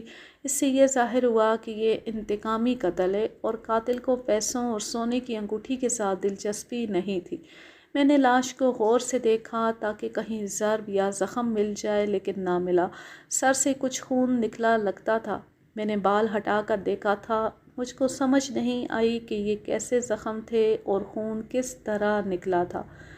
وہاں سے میں خواجہ کے محلے میں چلا گیا۔ ابتدائی تفتیش وہاں جا کر کرنی تھی۔ خواجہ مجھ کو اپنے گھر لے جا رہا تھا، لیکن میں نے وہاں اس واسطے بیٹھنا اچھا نہ سمجھا کہ رات کو لاش نے آ جانا ہے اور اس گھر میں بڑا زبردست ماتم ہونا ہے۔ مجھ کو سکون اور خاموشی والا ماحول درکار تھا۔ نمبردار مجھ کو اپنی بیٹھک میں لے گیا۔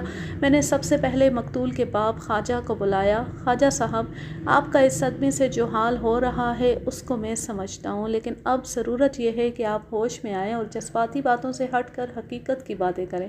ہم نے قاتل کو پکڑنا ہے۔ میں اپنی تفتیش کروں گا، آپ اپنی سراغ رسانی کریں۔ غور کریں کہ آپ کا دشمن کون ہے، اور یہ بھی سراغ رسانی کریں کہ آپ کے بیٹے کا دشمن کون تھا۔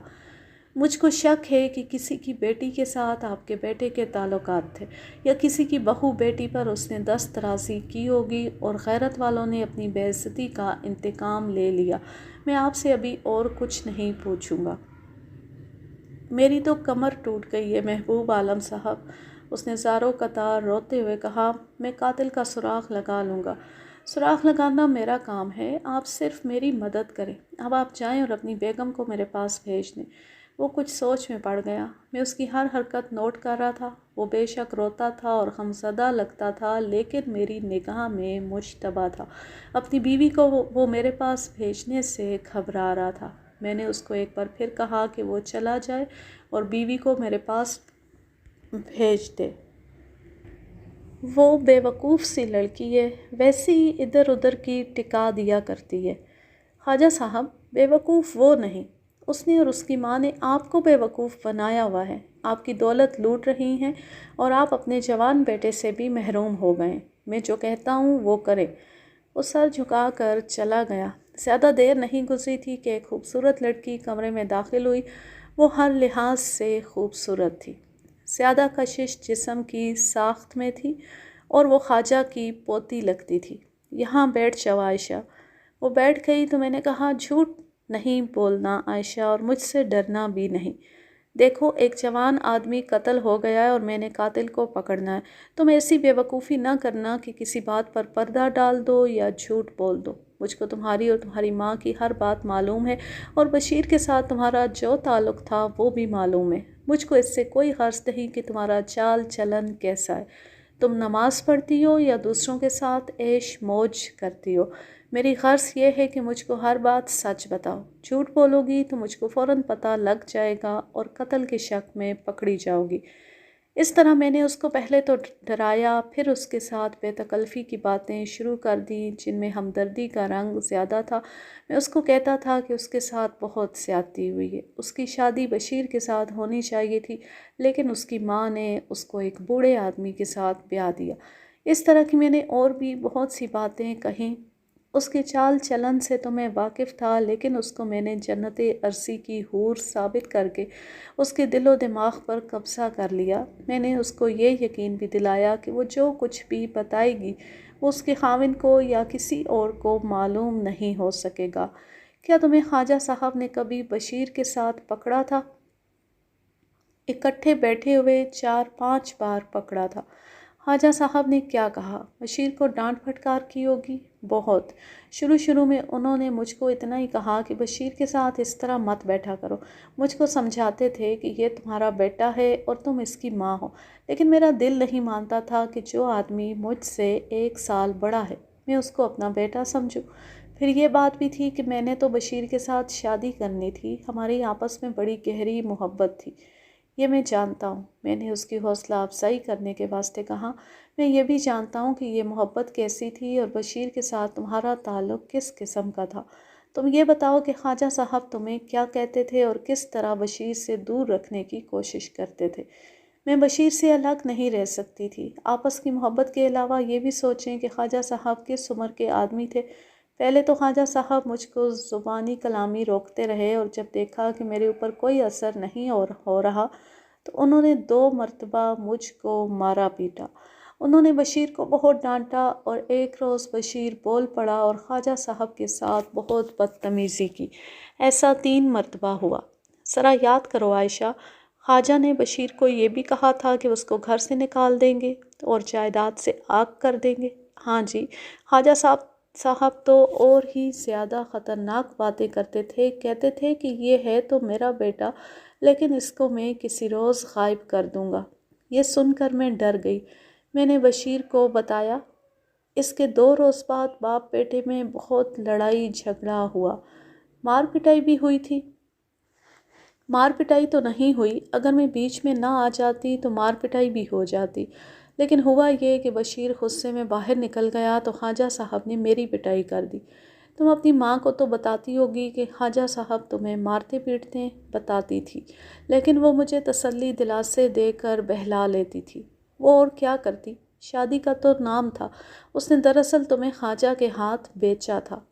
مشکل تو یہی ہے نا، میری ماں نے تو میری قیمت وصول کی تھی، اور سچی بات ہے جی کہ وہ اب تک خواجہ صاحب سے قیمت وصول کر رہی ہے۔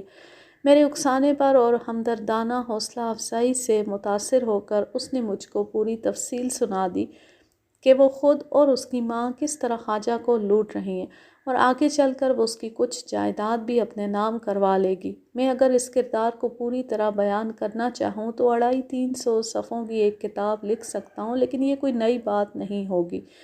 اس قسم کی مائیں اور بیٹیاں آج بھی ہمارے معاشرے میں موجود ہیں اور دوسروں کے گھر اجاڑ رہی ہیں اور قتل کی وارداتوں کا باعث بن رہی ہیں۔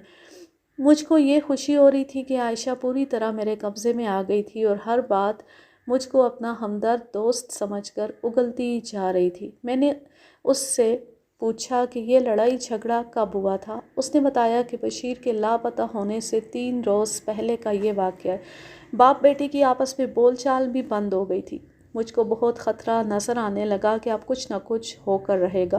خواجہ صاحب کہتے تھے کہ میں اس لڑکے کو زندہ نہیں چھوڑوں گا، اور بشیر کہتا تھا کہ میں ڈرتا ہوں کہ باپ میرے ہاتھوں قتل نہ ہو جائے۔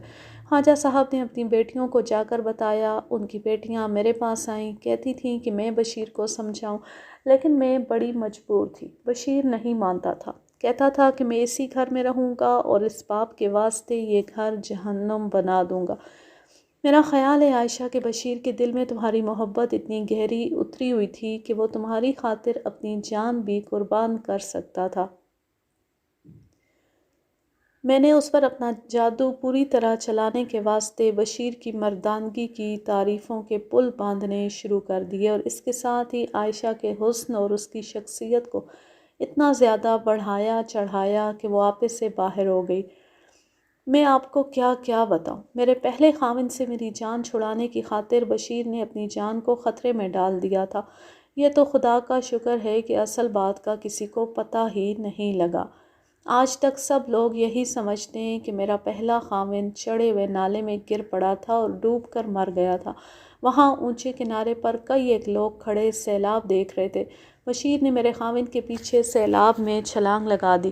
لوگ آج تک بشیر کی اس بہادری کی تعریفیں کرتے ہیں، اور بشیر میرے خاوند کو بچانے کی خاطر اتنے گہرے اور جوش میں آئے ہوئے سیلاب میں کود گیا تھا۔ یہ واقعہ میں نے سنا ہے۔ میں خود بشیر کو بہادر سمجھتا رہا ہوں، لیکن راز کی ایک بات ہے، وہ تو بیچارہ دنیا سے اٹھ گیا ہے۔ اگر یہ راز آپ کو بتا دوں تو کوئی حرج نہیں۔ میرا خاوند تیرنا جانتا تھا، وہ ڈوبنے والا نہیں تھا، نہ ہی کبھی کوئی اس سیلاب میں ڈوبا ہے۔ میری اس شادی کے بعد بشیر کی اور میری ملاقاتیں ہوتی رہتی تھیں۔ وہ کہتا رہتا تھا کہ میں اسی سوچ میں گم رہتا ہوں کہ تمہیں اس خاوند سے کس طرح آزاد کراؤں۔ مجھ کو تو وہ آدمی بالکل ہی اچھا نہیں لگتا تھا۔ میں کہتی تھی کہ یہ مر جائے تو میری جان چھوٹے۔ وہ سیلاب میں ڈوب کر مر گیا تو میں نے خدا کا شکر ادا کیا۔ راز کی کیا بات تھی؟ وہی بتانے لگی ہوں۔ میرے خاوند کے ڈوبنے کے 1-2 روز بعد بشیر سے میری بڑی لمبی ملاقات ہوئی۔ اس نے مجھ کو مبارکباد دی اور یہ بتایا کہ میرا خاوند سیلابی نالے کے اونچے کنارے سے پھسل کر سیلاب میں گر پڑا تو بشیر یہ نعرہ لگا کر سیلاب میں کود گیا کہ میں اسے ڈوبنے نہیں دوں گا۔ بشیر نے دراصل کیا یہ تھا کہ میرے خاوند کے نیچے جا کر اس کی دونوں ٹانگیں پکڑ لیں اور نیچے کو کھینچا۔ میرا خاوند پانی میں چلا گیا اور بشیر نے اوپر ہو کر اس کو دبا لیا، لہریں بہت اونچی جاتی تھیں اور وہاں پانی کا زور بھی بڑا زیادہ تھا۔ اوپر سے کوئی دیکھ نہیں سکتا تھا کہ بشیر کیا کر رہا ہے۔ بشیر نے یہ کیا کہ میرے خاوند کو ڈبو دیا اور خود باہر نکل آیا اور شور شرابہ کیا۔ لوگ دوڑے آئے۔ میرے خاوند کی لاش کچھ دور آگے سے نکالی گئی تھی۔ بشیر نے لوگوں کو بتایا کہ وہ میرے خاوند کو بچانے کی کوشش کرتا تھا اور میرا خاوند گھبرا کر اس کے بازو پکڑ لیتا تھا۔ اس طرح وہ ڈوب گیا۔ کیا تم نے یہ بات کبھی کسی اور کو بتائی تھی؟ نہیں، میں نے یہی بات بشیر سے پوچھی تھی۔ اس نے بتایا تھا کہ صرف ایک دوست کو اس نے یہ بات بتائی تھی۔ میرے پوچھنے پر عائشہ نے بشیر کے اس دوست کا نام بتا دیا۔ عائشہ کے ساتھ میری یہ گفتگو بہت ہی لمبی تھی۔ مجھ کو آج تک یاد ہے کہ رات کے 11 بج گئے تھے۔ میں اتنی لمبی گفتگو قلم بند کرنا ضروری نہیں سمجھتا۔ مختصر بات یہ ہے کہ اس نے میرے دل میں پکا شک بٹھا دیا کہ بشیر کا قاتل اس کا اپنا باپ ہے۔ اتنے میں head constable post mortem report لے کر آ گیا۔ میں نے عائشہ کو کچھ ضروری باتیں بتا کر بھیج دیا۔ بڑی سختی سے اس کو کہا کہ وہ کسی سے ذکر نہ کرے کہ میرے اور اس کے درمیان کیا باتیں ہوئی ہیں۔ خواجہ کو میں ابھی چھیڑنا نہیں چاہتا تھا۔ میرا ارادہ تھا کہ کچھ شہادت اکٹھی ہو جائے تو میں خواجہ کو گرفتار کر لوں اور پھر اس سے پوچھ گچھ کروں گا۔ پوسٹ مارٹم رپورٹ میں ڈاکٹر نے لکھا تھا کہ موت 6 یا غالباً 7 روز پہلے واقع ہوئی تھی۔ اس میں لاش کی حالت پوری طرح بیان کی گئی تھی۔ ایک بات ایسی لکھی ہوئی تھی کہ مجھ کو اچھا خاصا دھکا لگا۔ بات یہ تھی کہ ڈاکٹر نے موت کا باعث یہ لکھا تھا کہ مقتول کی کھوپڑی کے پیچھے سے ایئر گن کا ایک چھرا داخل ہوا جو کھوپڑی میں سے گزر کر دماغ میں رک گیا۔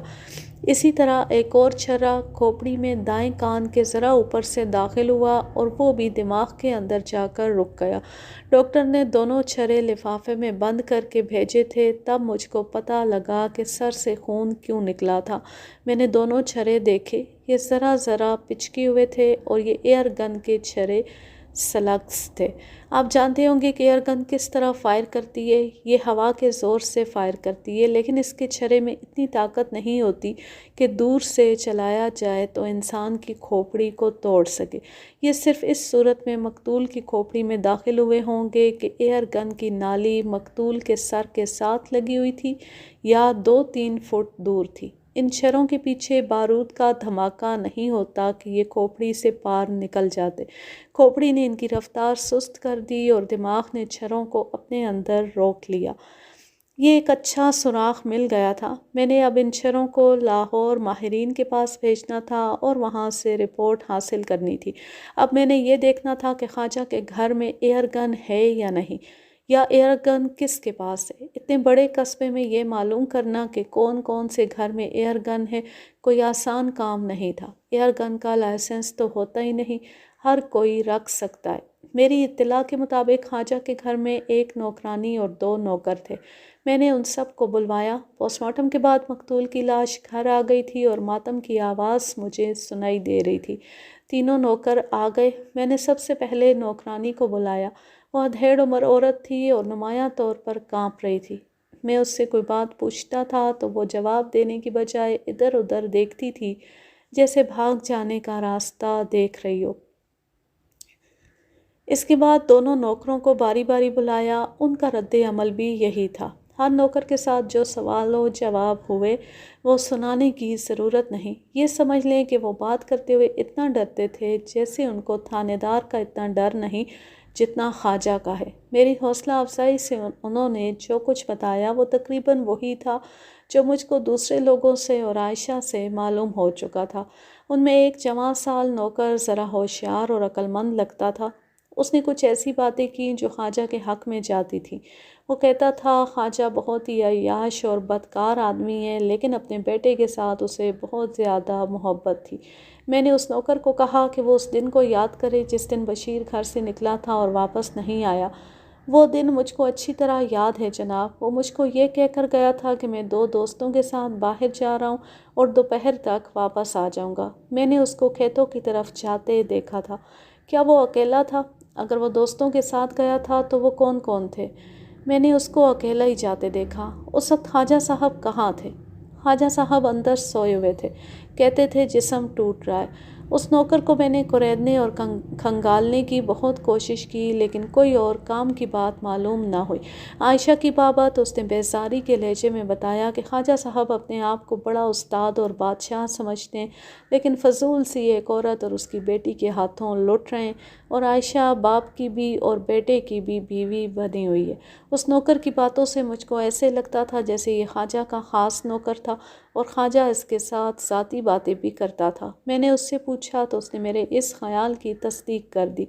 میں آپ کو سچ بات بتاؤں، 10-12 روز ہو گئے ہیں میں خواجہ صاحب کی ٹانگیں دبا رہا ہوں۔ خواجہ صاحب نے پی ہوئی تھی اور بڑے اچھے موڈ میں تھے۔ میرے ساتھ باتیں کرتے کرتے عائشہ پر بات آ گئی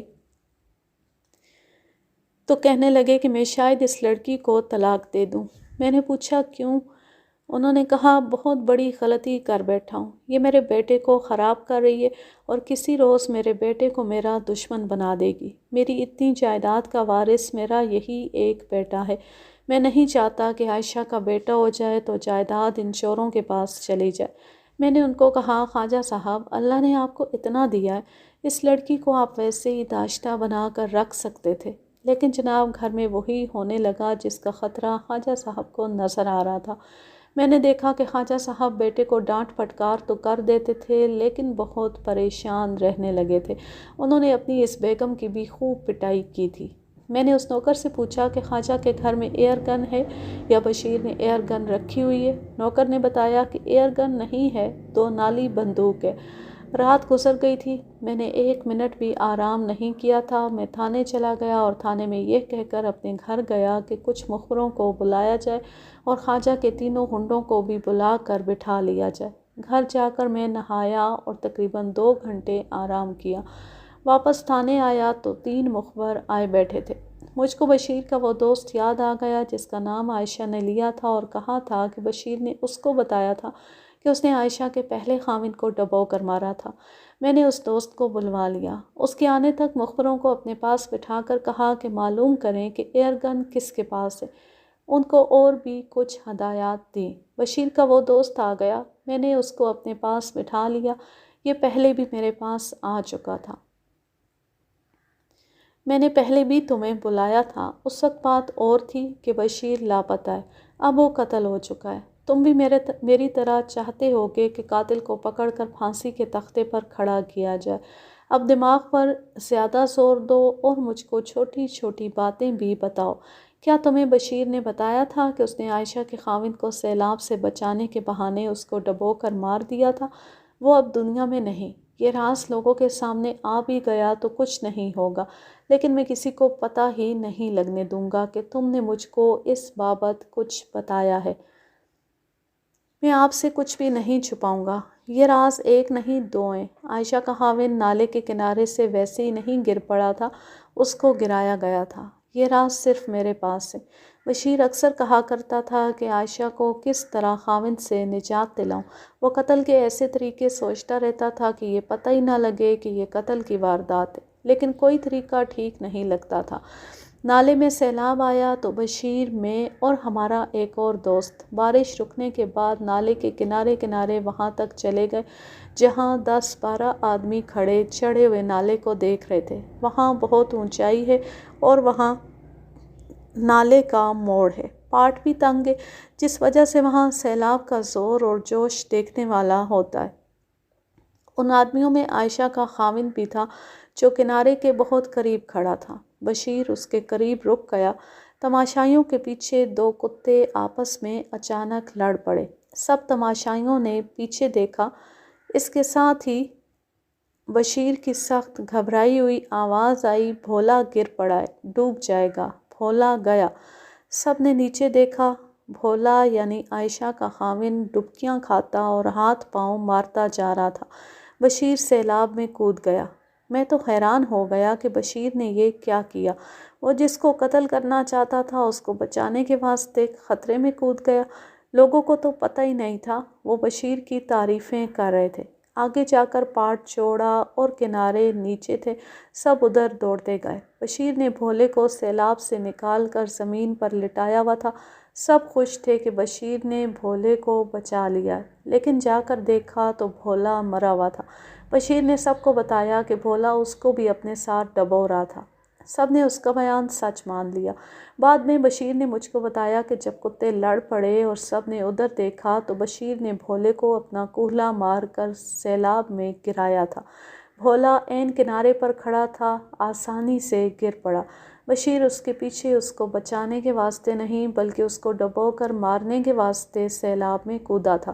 اس نے مجھ کو یہ بھی بتایا تھا کہ جب وہ بھولے کو سیلاب سے باہر لایا تھا اس وقت وہ سانس لے رہا تھا اور بے ہوش تھا۔ بشیر نے اس کے ناک اور منہ پر ہاتھ رکھ کر اس کو مارا تھا۔ بشیر کے اس دوست نے پوری طرح سنایا کہ بشیر نے بھولے کو کس طرح ڈبویا اور کس طرح مارا تھا، اور اس نے لوگوں کو جو بیان دیا وہ بھی پورا سنایا تھا۔ بشیر نے اگر بھولے کو قتل ہی کیا تھا تو یہ میری دلچسپی کا کیس نہیں تھا۔ میرے پاس قتل کی اس واردات کی کوئی رپورٹ نہیں تھی۔ یہ واردات 1 سال پرانی ہو گئی تھی۔ میرے سامنے بشیر کے قتل کی واردات تھی۔ میرے اندر سراغ رسانی والی جو رگ تھی وہ تو پہلی بیدار تھی۔ اب یہ بات سن کر کہ بشیر نے عائشہ کے خاوند کو قتل کیا تھا، یہ رگ پوری طرح بیدار ہو گئی۔ مجھ کو یہ سوچ آئی کہ ہو سکتا ہے یہ بات بھولے کے بھائیوں وغیرہ تک پہنچ گئی ہو کہ اس کو بشیر نے ڈبو کر مارا تھا۔ غور کریں، بشیر نے عائشہ کو یہ بات بتائی اور اپنے اس دوست کو بھی بتائی۔ دانش مند کہتے ہیں کہ کوئی بات مشہور کرنی ہو تو کسی ایک عورت کو وہ بات سنا دو۔ اگر کسی مرد کو سناؤ تو بھی راز نہیں رہتا۔ یہ انسانی فطرت کی ایسی خاصیت ہے کہ اس پر انسان کا کنٹرول نہیں رہتا۔ میرے اندر یہ شک پیدا ہو گیا کہ بھولے کے بھائیوں وغیرہ نے اب انتقام لیا ہے۔ مجھ کو یہ باتیں معلوم کرنا تھی، ایک یہ کہ ان لوگوں کو یہ معلوم ہو گیا ہے یا نہیں کہ بھولے کو بشیر نے قتل کیا تھا، اور دوسری بات یہ کہ بھولے کے اگر بھائی ہیں تو وہ کس فطرت کے ہیں، کیا وہ قتل کی ہمت رکھتے ہیں؟ ایک بات بتاؤ، کیا تم یہ سمجھتے ہو کہ بھولے کے قتل کی واردات صرف تمہارے دل میں ایک راز ہے؟ نہیں جناب، کبھی میرا خیال تھا کہ صرف میں ہی اس راز سے واقف ہوں، لیکن بشیر میں یہ خرابی تھی کہ کوئی بات دل میں نہیں رکھتا تھا، بڑھ کے بھی مارا کرتا تھا۔ ہمارے دوسرے دوستوں کو بھی اس واردات کا علم تھا۔ بشیر نے مجھ کو بتایا تھا کہ اس نے یہ بات عائشہ کو بھی بتا دی ہے۔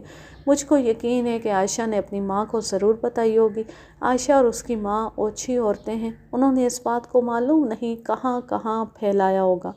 اب ایک اور بات بتاؤ، کیا بشیر کے محلے میں یا بھولے کے محلے میں کسی کے پاس ایئر گن ہے؟ اگر تم نہیں جانتے تو میرے واسطے جاسوسی کرو۔ وہ شہر جیسے قصبے کا رہنے والا تھا، پڑھا لکھا بھی تھا، وہ جانتا تھا ایئر گن کیا ہوتی ہے۔ ایک کو تو میں جانتا ہوں، وہ ساتھ والے محلے کا رہنے والا ہے، انڈین ایئر فورس میں کارپورل ہے، اس کے پاس ایئر گن ہے۔ جب کبھی چھٹی آتا ہے تو ایئر گن لے کر باہر نکل جاتا ہے اور پرندے مار لاتا ہے۔ ایئر فورس کا کارپورل فوج کا نائک سمجھ لے، نائک کی طرح وردی کے بازوؤں پر 2 بتیاں لگاتا ہے جنہیں سٹرائپ کہتے ہیں۔ یہ کارپورل مسلمان تھا۔ وہ کب چھٹی آیا تھا؟ کیا ان دنوں آیا تھا؟ ہاں جی، بشیر لاپتہ ہوا تو وہ یہیں تھا۔ مجھ کو یہ بھی معلوم ہے کہ وہ 10 دن کی چھٹی آیا تھا، پرسوں ترسوں واپس گیا۔ وہ منگنی کرانے آیا تھا، منگنی ہو گئی ہے۔ وہ چپ ہو گیا جیسے اس کو کچھ یاد آ گیا ہو، پھر اس نے کہا، اس کی منگنی بھولے کی بہن کے ساتھ ہوئی ہے۔ ان کی آپس کی رشتہ داری ہے؟ نہیں، ذات ایک ہی ہے۔ ویسے بھولے کے بڑے بھائی کے ساتھ اس کی بڑی گہری دوستی ہے۔ میرا خیال ہے کہ یہ منگنی ان کی دوستی کی وجہ سے ہوئی ہے۔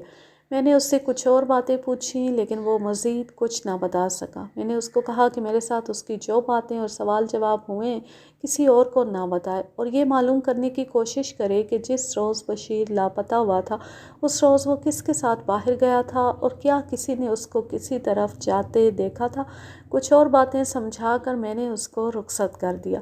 خواجہ کے ایک نوکر نے بتایا تھا کہ بشیر اس کو بتا کر گیا تھا کہ وہ 2 دوستوں کے ساتھ جا رہا ہے اور دوپہر تک واپس آئے گا۔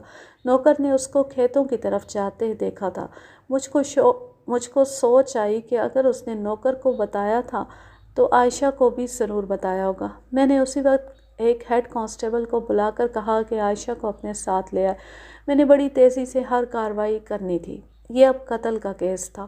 میں نے خواجہ کو ذہن سے نہیں نکالا تھا، وہ میرا مشتبہ تھا، لیکن ایئر گن کے 2 چھروں نے میرے دماغ کو کسی اور طرف کر دیا تھا۔ خواجہ کے گنڈوں کو میں نے تھانے میں بٹھایا ہوا تھا، ان کو معلوم نہیں کتنے دن بٹھائے رکھنا تھا۔ میں نے ASI کو کہا کہ ان کے گھروں میں اطلاع کر دو کہ ان کا کھانا تھانے پہنچا دیا کریں۔ عائشہ آ گئی، اس کے ساتھ ایک نوکر بھی تھا۔ عائشہ کی آنکھیں اور چہرہ بتا رہا تھا کہ بہت روتی رہی ہے۔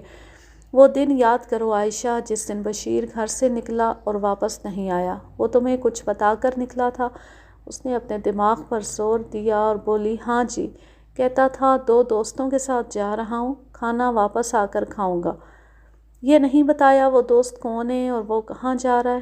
نہیں، وہ بڑی جلدی میں باہر نکل گیا تھا۔ تم نے اپنی ماں کو بتایا تھا کہ بشیر نے تمہارے خاوند بھولے کو ڈبو کر مارا تھا؟ بیٹیاں ہر بات اپنی ماؤں کو ضرور بتاتی ہیں۔ نہیں بتانا چاہیے تھا۔ میں نے ویسے ہی کہا ہے، بتا دیا تھا تو کیا ہوا؟ میں نے اس کے ساتھ اس طرح باتیں کی کہ وہ سمجھ نہ سکی کہ میرا مقصد کیا ہے۔ میں یہ معلوم کرنا چاہ رہا تھا کہ اس کی ماں نے یہ بات ظاہر کر دی ہوگی اور یہ راز عائشہ کے پہلے سسرال تک پہنچ گیا ہوگا۔ عائشہ نے صاف بات تو نہیں کی، لیکن مجھ کو یہ یقین ہو گیا کہ اس کی ماں نے اس راز کو راز نہیں رہنے دیا تھا۔ عائشہ کو میں نے گھر بھیج دیا۔ میں نے 2 معززین کو تھانے بلوایا، وہ آئے تو ان سے بھولے کے گھر کی باتیں پوچھی۔ میرا دماغ ایک خاص لائن پر کام کر رہا تھا اور میرے دماغ پر ایئر گن سوار تھی۔ مجھ کو بتایا گیا کہ بھولے کے بڑے بھائی رحمان کی بڑی گہری دوستی انڈین ایئر فورس کے کارپورل سلیم کے ساتھ ہے۔ سلیم رحمان کی چھوٹی بہن کے ساتھ شادی کرنا چاہتا تھا، لیکن رحمان کے والدین سلیم کو یہ رشتہ دینے پر راضی نہیں تھے۔ رحمان اور سلیم کی دوستی بڑی گہری ہے۔ رحمان نے اپنے والدین کے ساتھ ایسی شدید ناراضگی کا اظہار کیا جس کو والدین برداشت نہیں کر سکتے۔ اپنے بیٹے کی خوشی کے واسطے انہوں نے اپنی بیٹی کی منگنی سلیم کے ساتھ کر دی۔ میں اب بات کو اس طرح لمبا نہیں کرنا چاہتا کہ فلاں شخص سے فلاں بات معلوم ہوئی۔ میں مختصر بات سناتا ہوں، لیکن آپ یہ نہ سمجھ لینا کہ یہ کام آسان تھا۔ میرا دماغ اتنا زیادہ سوچتا تھا کہ سر میں درد شروع ہو جاتا تھا۔ ایک ہی دن میں مجھ کو بہت ساری باتیں معلوم ہو گئیں۔ کارپورل سلیم، جو ان دنوں پشاور ہوتا تھا، جب کبھی چھٹی آتا تو رحمان کو ساتھ لے کر پرندوں کے شکار کو ضرور جاتا تھا۔ اس کے پاس ایئر گن ہوتی تھی۔ بشیر اور سلیم کی آپس میں بڑی اچھی سلام دعا تھی۔ 2 مخبروں نے بتایا کہ بشیر کی گمشدگی کے دن سے 1 یا 2 دن پہلے بشیر کو سلیم اور رحمان کے ساتھ دیکھا گیا تھا۔ کارآمد بات یہ معلوم ہوئی کہ گمشدگی کے دن بشیر کو کھیتوں میں سے گزرتے دیکھا گیا تھا۔ وہ اس طرف جا رہا تھا جس طرف وہ جگہ تھی جہاں سے اس کی ادھکھائی لاش ملی تھی۔ یہ تو خواجہ کے نوکر نے مجھ کو پہلے ہی بتا دیا تھا۔ اس کے علاوہ میرا ایک مخبر ایک ایسے آدمی کو میرے پاس لے آیا جس نے بشیر کو ادھر جاتے دیکھا تھا اور ایک اور طرف کارپورل سلیم اور رحمان کو اسی سمت اکٹھے جاتے دیکھا، لیکن وہ بشیر سے دور تھے۔ ایسی شہادت ایک بھی نہیں ملی کہ ان تینوں کو کہیں اکٹھے دیکھا گیا تھا۔ رحمان کی بابت یہ معلوم ہوا کہ دلیر آدمی ہے اور غنڈے اور بدماش بھی اس کی عزت کرتے ہیں۔ وہ اپنا رعب رکھنے والا اور اپنی عزت اور غیرت پر مر مٹنے والا آدمی ہے۔ اس شہادت اور ان معلومات سے میرا کیس اتنا سا بھی نہیں بنتا تھا کہ میں رحمان کو مشتبہ سمجھ کر تھانے بلاتا۔ سوچ کر میں نے اس کو تھانے بلا لیا۔ اس کی بابت سنا تو تھا کہ دلیر آدمی ہے، لیکن میرے سامنے آ کر وہ گھبراہٹ اور ڈر کو چھپا نہ سکا۔ وہ جب بولا تو اس کی زبان اس کے قابو میں نہیں تھی۔ ڈرو نہیں رحمان، میں نے تمہیں کسی تفتیش کے سلسلے میں نہیں بلایا، نہ تمہارا کسی واردات کے ساتھ کوئی تعلق ہے۔ ایک عجیب بات معلوم ہوئی ہے۔ میں تم سے پوچھنا چاہتا تھا کہ تمہیں بھی معلوم ہے یا نہیں، تمہارا چھوٹا بھائی بھولا ڈوب کر مرا تھا اور بشیر نے اس کو بچانے کی کوشش کی تھی۔ مجھ کو اب پتہ لگا ہے کہ بشیر نے اس کو بچایا نہیں تھا بلکہ اس کو ڈبویا تھا۔ میرا خیال ہے تمہیں یہ پتہ نہیں۔ نہیں جی، اس نے کچھ اور بھی کہنے کی کوشش کی لیکن زبان اس کا ساتھ نہیں دے رہی تھی۔ میں تو خوش ہوں رحمان، اگر تمہارے بھائی کو بشیر نے ڈبویا تھا تو دیکھ لو وہ خود کیسے خوفناک انجام کو پہنچا ہے۔ اس کی لاش گیدڑوں اور کتوں نے کھائی ہے۔ مجھ کو تمہارے ساتھ ہمدردی ہے۔ تم لوگوں نے غلطی کی تھی کہ بشیر کی باتوں میں آ گئے۔ میں جانتا ہوں کہ اس سیلاب میں کوئی آدمی ڈوب نہیں سکتا۔ کیا تمہارا بھائی تیرنا نہیں جانتا تھا؟ جانتا تھا جی۔ رحمان بھائی، تم میرے مسلمان بھائی ہو، اس جذبے سے تمہارے ساتھ یہ بات کی ہے، ورنہ مجھ کو کیا، کوئی مرے کوئی جیے۔ ویسے تم لوگ بہت شریف ہو یا بے وقوف ہو۔ تم اس وقت تھانے میں آ جاتے اور کہتے کہ تمہیں شک ہے کہ تمہارے بھائی کو قتل کیا گیا۔ اس وقت ذرا سا بھی شک نہیں ہوا تھا، لیکن میرے بھائی، جس طرح کسی کی لکھی ہوتی ہے وہ اسی طرح دنیا سے جاتا ہے۔ وہ مجھ سے ڈرا ہوا تھا۔ اس نے دیکھا کہ تھانے دار تو دوستوں کی طرح بول رہا ہے تو اس کی زبان چل پڑی۔ یہ تو صدمے والی بات ہے کہ تمہارا بھائی فوت ہو گیا، لیکن اچھی بات یہ ہوئی کہ یہ لڑکی عائشہ تمہارے گھر سے نکل گئی۔ بڑے گندے چال چلن کی لڑکی ہے، تم شریف لوگ ہو۔ اس طرح چکنی چپڑی باتیں کرتے کرتے میں نے اس سے کہلوا لیا کہ 2-2.5 مہینے پہلے اس کو پتہ لگا تھا کہ اس کے بھائی کو بشیر نے ڈبو کر مارا تھا، لیکن اتنے عرصے بعد معلوم ہونے کا کوئی فائدہ نہیں تھا۔ چلو، قاتل کو سزائے موت مل گئی ہے۔ تم چلو رحمان، اپنا کام کاج کرو اور صدمہ پی جاؤ۔ میں نے اندازہ کر لیا تھا کہ وہ اس اطمینان کے ساتھ گیا ہے کہ اس پر شک نہیں کیا جا رہا۔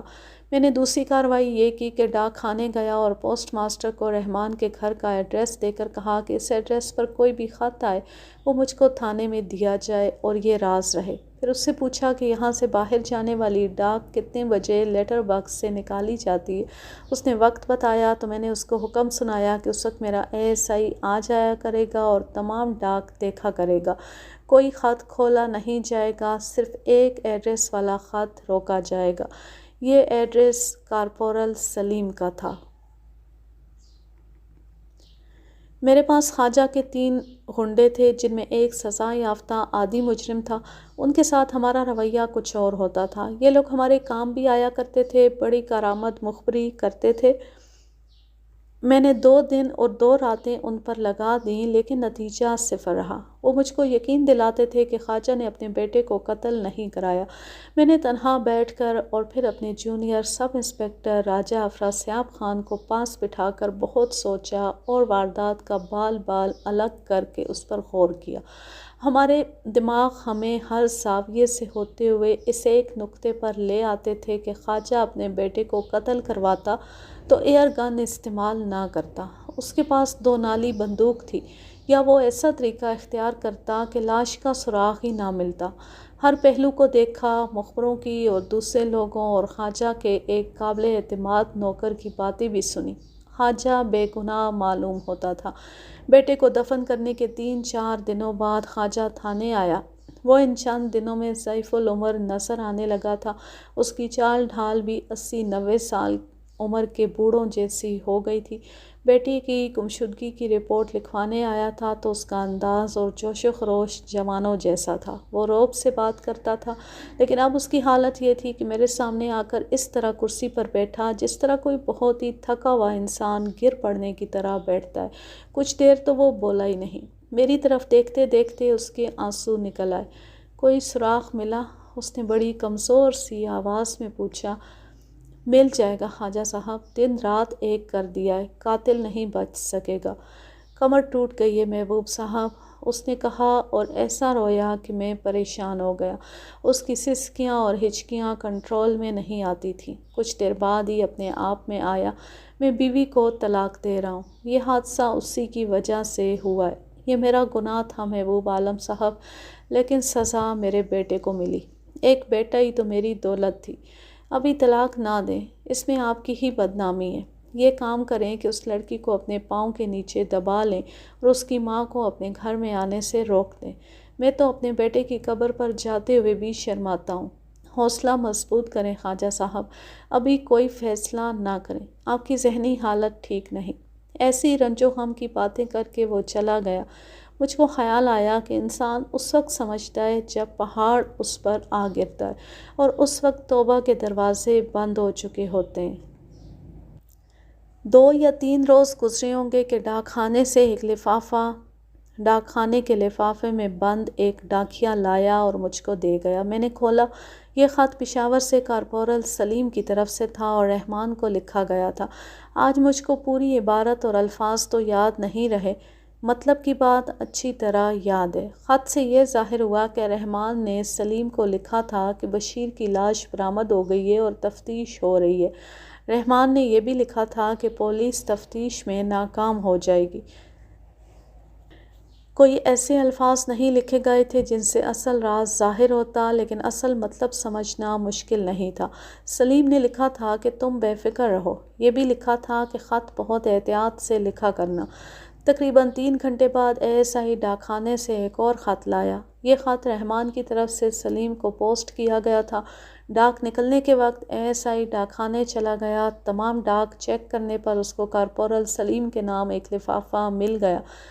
میں نے کھول کر پڑھا۔ رحمان نے لکھا تھا کہ میں تمہیں یہ اطلاع دے چکا ہوں کہ بشیر کی لاش برآمد ہو گئی ہے۔ کل مجھ کو تھانے بلایا گیا تھا۔ میں بہت ہی ڈرا، لیکن میں بہت حیران ہوا کہ تھانے دار نے میرے ساتھ ہمدردی کی باتیں کیں اور مجھ کو رخصت کر دیا۔ رحمان کے ساتھ میں نے جو باتیں کی تھیں وہ اس نے ذرا مختصر کر کے سلیم کو لکھی تھیں۔ اس کے بعد اس نے اپنی رائے لکھی تھی کہ تھانے دار کے اس رویے سے مجھ کو تسلی ہو گئی ہے، آپ بھی تسلی میں رہیں۔ مجھ کو اصل الفاظ اور فقرے اب یاد نہیں ہیں، اصل مطلب اور لب لباب یہی ہے۔ ان دونوں خطوط سے صاف ظاہر ہوتا تھا کہ یہ دونوں بشیر کے قتل کے ملزم ہیں۔ میری یہ چال کامیاب رہی کہ میں نے رحمان کو بلا کر ہمدردی کی باتیں کی تھیں۔ میں نے سوچا تھا کہ یہ قتل کا ملزم ہوا تو سلیم کو ضرور خط لکھے گا۔ میں نے خواجہ کے ہنڈوں کو چھٹی دے دی اور ایک کانسٹیبل کو بھیجا کہ رحمان کو اپنے ساتھ لے آئے۔ میں خود یہ دونوں خط لے کر DSP کے پاس چلا گیا۔ وہ انگریز تھا، جرائم کے معاملے میں بہت ہی سخت آدمی تھا۔ تفتیش میں کوتاہی کرنے والے تھانے دار کو تو معاف کرتا ہی نہیں تھا۔ قتل کی اس واردات کی رپورٹ اس تک پہنچی ہوئی تھی اور میری روز بروز تفتیش کی رپورٹ اس تک پہنچتی رہی تھی۔ انگریز افسروں کے طور طریقے پاکستانی افسروں جیسے نہیں ہوا کرتے تھے۔ کام کے معاملے میں وہ افسری ماتحتی کو بھول جایا کرتے تھے۔ اس کو میری اطلاع دی گئی تو اس نے مجھ کو فوراً بلا لیا۔ کس واسطے آیا؟ کچھ کیا ہے یا صرف بات بولے گا؟ بہت کچھ کیا ہے صاحب بہادر، آپ کا حکم چاہیے۔ اس نے مجھ کو بیٹھنے کا اشارہ کیا۔ میں نے بیٹھ کر اس کو بتایا کہ میں نے رحمان کو بلا کر کیا باتیں کی تھیں اور پھر ڈاک چیک کرنے کا کیا انتظام کیا۔ اس کے نتیجے میں یہ 2 خط ملے۔ دونوں خط اس کے آگے رکھے۔ اردو بول اور سمجھ سکتا تھا، پڑھ نہیں سکتا تھا۔ اس نے کہا کہ خطوط پڑھ کر سناؤ۔ میں نے دونوں پڑھ کر سنائے۔ گڈ، دونوں کو پکڑو۔ میں نے اس کو بتایا کہ کارپورل سلیم کو پشاور جا کر پکڑنے کے واسطے اس کے کمانڈنگ آفیسر کے نام سرکاری چٹھی کی ضرورت ہے۔ اس نے PA کو بلایا اور اس کو کہا کہ وہ چٹھی تیار کر دے۔ میں چٹھی لے کر تھانے آیا تو رحمان میرے انتظار میں بیٹھا ہوا تھا۔ اس نے بے تکلف دوستوں کی طرح میرے ساتھ ہاتھ ملایا۔ میں دوستوں کی ہی طرح اس کو ملا اور اس کا ہاتھ پکڑے ہوئے اس کو اپنے دفتر میں لے گیا۔ بیٹھ جاؤ رحمان، مجھ کو اپنا ہمدرد اور دوست سمجھو۔ میں دوستی کا حق ادا کروں گا، شرط یہ ہے کہ تم یہ بتا دو کہ بشیر کے سر میں ایئر گن کے چھرے تم نے چلائے تھے یا سلیم نے؟ یک لخت اس کا رنگ لاش کی طرح سفید ہو گیا۔ اس کی آنکھیں جن میں جوانی کی چمک تھی ایسا رنگ اختیار کر گئیں جیسے کسی ضعیف العمر آدمی کی آنکھیں ہوتی ہیں۔ اس حالت کے بعد ایسا آدمی بے ہوش ہو جایا کرتا ہے۔ مجھ کو معلوم تھا کہ اس کی زبان سے ایک لفظ بھی نہیں نکلے گا۔ رحمان بھائی، تم اپنی صفائی میں کچھ بھی نہیں کہہ سکتے۔ تمہارے اور سلیم کے خلاف شہادت مکمل ہو چکی ہے۔ تم جدھر سے بھی اس الزام سے نکلنے کی کوشش کرو گے ادھر کوئی نہ کوئی شہادت تمہارے راستے میں کھڑی ہوگی۔ میں تمہیں بچنے کی صورت بتاتا ہوں۔ تم نے اپنے بھائی کے خون کا بدلہ لیا ہے، اس وجہ سے میرے دل میں تمہاری ہمدردی پیدا ہو گئی ہے۔ اگر تم خود بیان دے دو گے تو میں وعدہ کرتا ہوں کہ سزائے موت نہیں ہونے دوں گا، اور یہ بھی کروں گا کہ مقدمہ ایسا تیار کروں گا کہ تم اپیل میں بری ہو جاؤ گی۔ اس کی حالت بگڑتی گئی۔ میں نے پانی منگوا کر اس کو پلایا اور اس کو تیار کرنے لگا کہ وہ بیان دے دے، لیکن اس کی نظریں میرے چہرے پر جمی ہوئی تھیں۔ تم نے سلیم کو 2 خط لکھے، دونوں میرے پاس ہیں، اور ایک خط تمہیں سلیم نے لکھا ہے جو تمہارے پاس پہنچنے کی بجائے میرے پاس آ گیا ہے۔ میں نے دونوں لفافے اس کو دکھائے۔ مجھ کو یہ خطرہ نظر آ رہا تھا کہ یہ شخص بے ہوش ہو جائے گا۔ میں نے اس کو تسلی دلاسے دینے شروع کر دیے اور سبز باغ بھی دکھائے۔ آپ سلیم کو بھی گرفتار کریں گے؟ کل شام تک وہ بھی یہاں آ جائے گا۔ اب سلیم کو بھول جاؤ رحمان، اب اپنے آپ کو بچاؤ، اور اپنے آپ کو بچانے کا ایک ہی طریقہ ہے کہ مجھ کو صحیح بیان دے دو۔ پھر میں تمہاری بچت کا راستہ نکالنے کی کوشش کروں گا۔ یہ تھانے داروں کا تجربہ ہوتا ہے کہ وہ سمجھ جاتے ہیں کہ ملزم بیان دینے پر آ گیا ہے اور اب صرف جھجک رہا ہے۔ رحمان اس مقام پر پہنچ گیا تھا۔ آگے یہ میری استادی تھی کہ اس سے پورا بیان لینا ہے۔ مختصر بات یہ کہ وہ اندر سے ٹوٹ پھوٹ گیا تھا۔ اس نے مجھ سے یہ نہیں پوچھا کہ شہادت کیا ہے، وہ چونکہ مجرم تھا اس واسطے اس کا حوصلہ ختم ہو گیا تھا۔ انسان کا خون ہضم نہیں ہو سکتا، ضمیر انسان کے خون کو برداشت نہیں کر سکتا۔ یہ شخص عادی یا پیشہ ور قاتل تو تھا نہیں۔ اس نے اسی میں سکون محسوس کیا کہ وہ بیان دے دے، اور وہ اس نے دے دیا۔ پورا بیان سنانے کی ضرورت نہیں۔ اس نے میرے ساتھ پہلی ملاقات میں ذکر کیا تھا کہ تقریباً 2 مہینے پہلے اس کے کانوں میں یہ بات پڑی تھی کہ اس کے چھوٹے بھائی بھولے کو بشیر نے سیلاب سے نکالنے کے دھوکے میں ڈبو کر مار دیا تھا۔ اس نے اسی روز دل میں عہد کر لیا تھا کہ بھائی کے خون کا بدلہ لے گا۔ اس نے اپنے دوست سلیم کے ساتھ بات کی۔ سلیم نے کہا کہ یہ کام کر دیں گے، لیکن ایسے طریقے سے کہ لاش کا اور قاتل کا سراغ نہیں ملے گا۔ رحمان نے سلیم کے ساتھ یہ بات پشاور جا کر کی تھی۔ رحمان اور سلیم کی دوستی بہت گہری تھی۔ رحمان کی زبان میری حوصلہ افزائی سے چل پڑی تو اس نے ہر بات بتانی شروع کر دی۔ اس کی زبانی پتہ لگا کہ سلیم اس کی بہن کے ساتھ شادی کا خواہش مند تھا، لیکن رحمان کے والدین رضامند نہیں تھے۔ سلیم نے رحمان کے ساتھ بات تو کسی اچھے اور شریفانہ طریقے سے کی ہوگی، لیکن میں مختصر سنا رہا ہوں۔ سلیم نے رحمان کے آگے یہ شرط رکھی کہ وہ اپنی بہن کا رشتہ اس کو دلا دے تو وہ بشیر کو قتل کرنے میں اس کی پوری مدد کرے گا۔ رحمان نے یہ شرط قبول کر لی۔ اس نے اپنے والدین کو یہ تو نہیں کہنا تھا کہ وہ سلیم سے اپنے دشمن کو قتل کرانا چاہتا ہے۔ اس نے ایک اور طریقہ اختیار کیا، جو یہ تھا کہ وہ اپنے والدین کو دھمکیاں دیں کہ اس کے عزیز دوست کو رشتہ نہیں دیں گے تو وہ ان سے تعلق توڑ کر الگ ہو جائے گا۔ والدین اپنے بیٹوں کی اتنی شدید ناراضگی برداشت نہیں کر سکتے۔ انہوں نے سلیم کو رشتہ دے دیا۔ سلیم نے رحمان سے کہا کہ وہ پہلے بشیر کو قتل کرے گا، پھر منگنی ہوگی۔ رحمان نے اپنے بیان میں 3-4 مرتبہ کہا کہ وہ جب بشیر کو دیکھتا تھا تو اس پر پاگلوں جیسی کیفیت طاری ہو جاتی تھی۔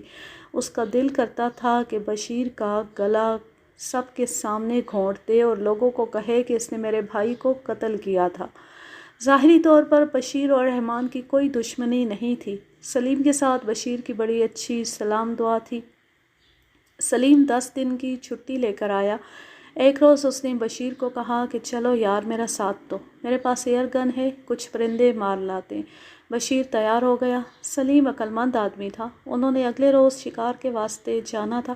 سلیم نے رحمان کو بتایا کہ باہر اس طرح نکلیں گے کہ بشیر ان کے ساتھ نہ ہو، تاکہ کسی کو پتہ ہی نہ لگے کہ بشیر ان کے ساتھ گیا تھا۔ اس سکیم کے مطابق سلیم یہ کہہ کر بازار چلا گیا کہ چھرے کم ہیں، وہ چھروں کا ایک پیکٹ لے کر ادھر سے ہی فلاں جگہ پہنچ جائے گا۔ رحمان نے بھی ایک بہانہ بنا کر ایک اور راستہ اختیار کیا۔ بشیر کچھ بھی نہ سمجھ سکا، اس کے دن پورے ہو چکے تھے۔ اب رحمان اور سلیم نہیں بلکہ موت اس کی رہنمائی کر رہی تھی۔ وہ اکیلا چل پڑا اور قصبے سے دور ایسی جگہ تینوں اکٹھے ہوئے جہاں ان کو دن کے وقت بھی کوئی نہیں دیکھ سکتا تھا۔ رحمان اور سلیم نے ایک روز پہلے جا کر یہ جگہ دیکھ لی تھی۔ وہ بشیر کے ساتھ ہنسی مذاق کی باتیں کرتے اس جگہ پہنچ گئے۔ سلیم کہتا تھا کہ اس جگہ خرگوش مل جائیں گے۔ جب وہ اس جگہ پہنچے تو سلیم پیچھے ہو گیا۔ اس نے گن میں چھرا ڈال لیا تھا۔ اس نے ایئر گن کی نالی بشیر کے سر سے چند انچ پیچھے رکھ کر چلتے چلتے ایک چھرا فائر کر دیا۔ بشیر پیچھے کو گھوما اور چکرا کر گر پڑا۔ سلیم نے اس کے کان سے ذرا اوپر گن کی نالی سر کے بالکل ساتھ لگا کر ایک اور چھرا فائر کیا۔ زمین میں دراڑ قریب ہی تھی۔ سلیم اور رحمان نے بشیر کو، جو ابھی زندہ اور بے ہوش تھا، دھکیل کر دراڑ میں پھینک دیا۔ یہ دراڑ قدرت کی بنائی ہوئی قبر تھی۔ بشیر کا جسم اس میں فٹ آ گیا۔ بشیر کے سر سے خون نکل رہا تھا۔ چھرے کھوپڑی کے اندر چلے گئے تھے۔ رحمان اور سلیم نے دراڑ کے کنارے پاؤں سے توڑ کر مٹی بشیر پر ڈال دی۔ وہاں زمین نرم تھی۔ انہوں نے نوکیلے اور لمبوترے پتھروں سے ارد گرد سے مٹی کھود کر بے ہوش بشیر پر ڈالی۔ ابھی بہت سی مٹی کی ضرورت تھی۔ انہوں نے ادھر ادھر سے مٹی اور ڈھیلے اٹھا کر دراڑ کو بھر دیا۔ بشیر نے مر ہی جانا تھا، اس پر مٹی اتنی زیادہ ڈال دی گئی تھی کہ وہ جلدی مر گیا ہوگا۔ وہ دونوں آگے چلے گئے اور چند ایک کبوتر اور فاختائیں مار کر لمبا چکر کاٹا اور کسی اور ہی طرف سے قصبے میں داخل ہوئے۔ اپنے محلے میں ان کو جو بھی ملا اس کو بتایا کہ وہ فلاں طرف چلے گئے تھے۔ یہ فلاں جگہ بالکل الٹی طرف تھی، یعنی وہ گئے مشرق کو اور مشہور کیا کہ مغرب کو گئے تھے۔ اس سے اگلے دن سلیم کی منگنی رحمان کی بہن سے کر دی گئی۔ رحمان کو حوالات میں بند کر کے میں نے ASI سے کہا کہ کل اس کا 1 ہفتے کا ریمانڈ لے لے۔ میں اسی روز پشاور چلا گیا۔ ایئر بیس پر جا کر سلیم کے کمانڈنگ آفیسر سے ملا، اسے حکم نامہ دکھایا۔ وہ ہندو اسکواڈرن لیڈر تھا۔ اس نے ایئر فورس پولیس کو فون کیا، ایک آفیسر اور ایک سارجنٹ آ گیا۔ پھر کارپورل سلیم کو بلایا گیا اور اس کو میرے حوالے کر دیا گیا۔ میں نے اس کی بیرک میں جا کر ایئر فورس پولیس کے آفیسر اور سارجنٹ کی موجودگی میں اس کے دونوں بکسوں کی تلاشی لی۔ ایک خط برآمد ہوا جو رحمان نے اس کو لکھا تھا کہ بشیر کی لاش برآمد ہو گئی ہے۔ اس میں 2-3 فقرے ذرا واضح تھے۔ میں نے خط کی برآمدگی کا گواہ سارجنٹ کو بنا لیا۔ میرا خیال ہے یہ تفصیل بتانے کی ضرورت نہیں کہ میں نے کیا کیا شہادت اکٹھی کی، آپ بور ہوں گے۔ میں سلیم کو حراست میں لے کر واپس آ گیا۔ میرے ساتھ 2 کانسٹیبل تھے۔ سلیم کو میں نے ریل گاڑی میں ہی بتا دیا کہ رحمان نے اقبال جرم کر لیا ہے۔ سلیم نے بیان دینا شروع کر دیا۔ یہ اس کا اقبال جرم تھا۔ تھانے میں آ کر ہینڈ رائٹنگ ایکسپرٹ کو ان کے خط دکھا کر ان کے ہینڈ رائٹنگ کے نمونے ان سے لے کر ایکسپرٹ کا سرٹیفکیٹ لیا۔ سلیم کی ایئر گن اور چھرے برآمد کیے۔ یہ گن دیسی نہیں تھی، انگلینڈ کی بنی ہوئی تھی جو اتنا پریشر پیدا کرتی ہے کہ اتنی قریب سے چلایا ہوا چھرا کھوپڑی کے اندر جا سکتا ہے۔ دونوں ملزموں نے مجسٹریٹ کو زیر دفعہ 164 بیان دینے کی رضامندی ظاہر کر دی، لیکن مجسٹریٹ کے پاس جا کر دونوں نے یہ بیان دیا کہ وہ اقبالی بیان نہیں دینا چاہتے تھے، نہ انہوں نے کوئی جرم کیا ہے۔ پولیس نے ان پر تشدد کر کے بیان دینے پر راضی کیا۔ مجسٹریٹ نے ان کو قانون کے مطابق جیل کی حوالات میں بھیج دیا۔ میں نے بڑی محنت سے شہادت اکٹھی کی اور مقدمہ تیار کیا۔ سیشن کورٹ نے دونوں کو عمر قید دے دی، لیکن ہائی کورٹ نے اپیل میں دونوں کو بری کر دیا۔ اس کیس کے 6-7 مہینے بعد مجھ کو اس تھانے سے تبدیل کر کے امرتسر بھیج دیا گیا۔ پھر پاکستان وجود میں آ گیا۔ وہاں سے آتے میری ایک ٹانگ کٹ گئی۔ پھر مجھ کو معذوری پینشن پر گھر بھیج دیا گیا۔ 3 سال بعد اپنا ایک پرانا دوست مل گیا۔ اس کو میری جگہ اس تھانے میں تعینات کیا گیا تھا جس کا یہ کیس سنایا ہے۔ اس وقت میرا یہ دوست سب انسپکٹر تھا۔ اس نے مجھ کو بڑی عجیب کہانی سنائی۔ یہ انہی لوگوں کی کہانی تھی۔ میں نے اسی وقت جب رحمان اور سلیم بری ہوئے تھے کہہ دیا تھا کہ خواجہ اپنے بیٹے کے قاتلوں سے انتقام ضرور لے گا۔ میں پاکستانی پنجاب کے ایک قصبے کا رہنے والا تھا۔ امرتسر تبادلہ ہو جانے کی وجہ سے ادھر پھنس گیا تھا۔ پاکستان اور ہندوستان آزاد ہوئے تو ہندوستان میں مسلمانوں کی نسل ختم کرنے کے واسطے ہندو اور سکھ آزاد ہو گئے۔ انسانی تاریخ کا سب سے بڑا قتل عام مشرقی پنجاب میں ہوا۔ بہرحال میں امرتسر کے ایک ایسے علاقے میں پھنس گیا تھا جو مسلمانوں کے لیے خونی پھندہ بن گیا تھا۔ میں اپنی ایک ٹانگ قربان کر کے وہاں سے ایسے طریقے سے نکلا تھا جو کسی معجزے سے کم نہ تھا۔ میں پاکستان پہنچا، اس وقت ٹانگ میرے ساتھ تھی۔ مجھ کو معلوم تھا کہ پاکستان جا کر یہ ٹانگ میرے جسم کے ساتھ نہیں رہے گی، اس کو کٹ جانا تھا، اور ایسے ہی ہوا۔ مجھ کو سیدھا میو ہسپتال لے گئے۔ 3 مہینوں بعد جب میں میو ہسپتال سے نکلا تو میری ایک ٹانگ اپنی اور دوسری مصنوعی تھی۔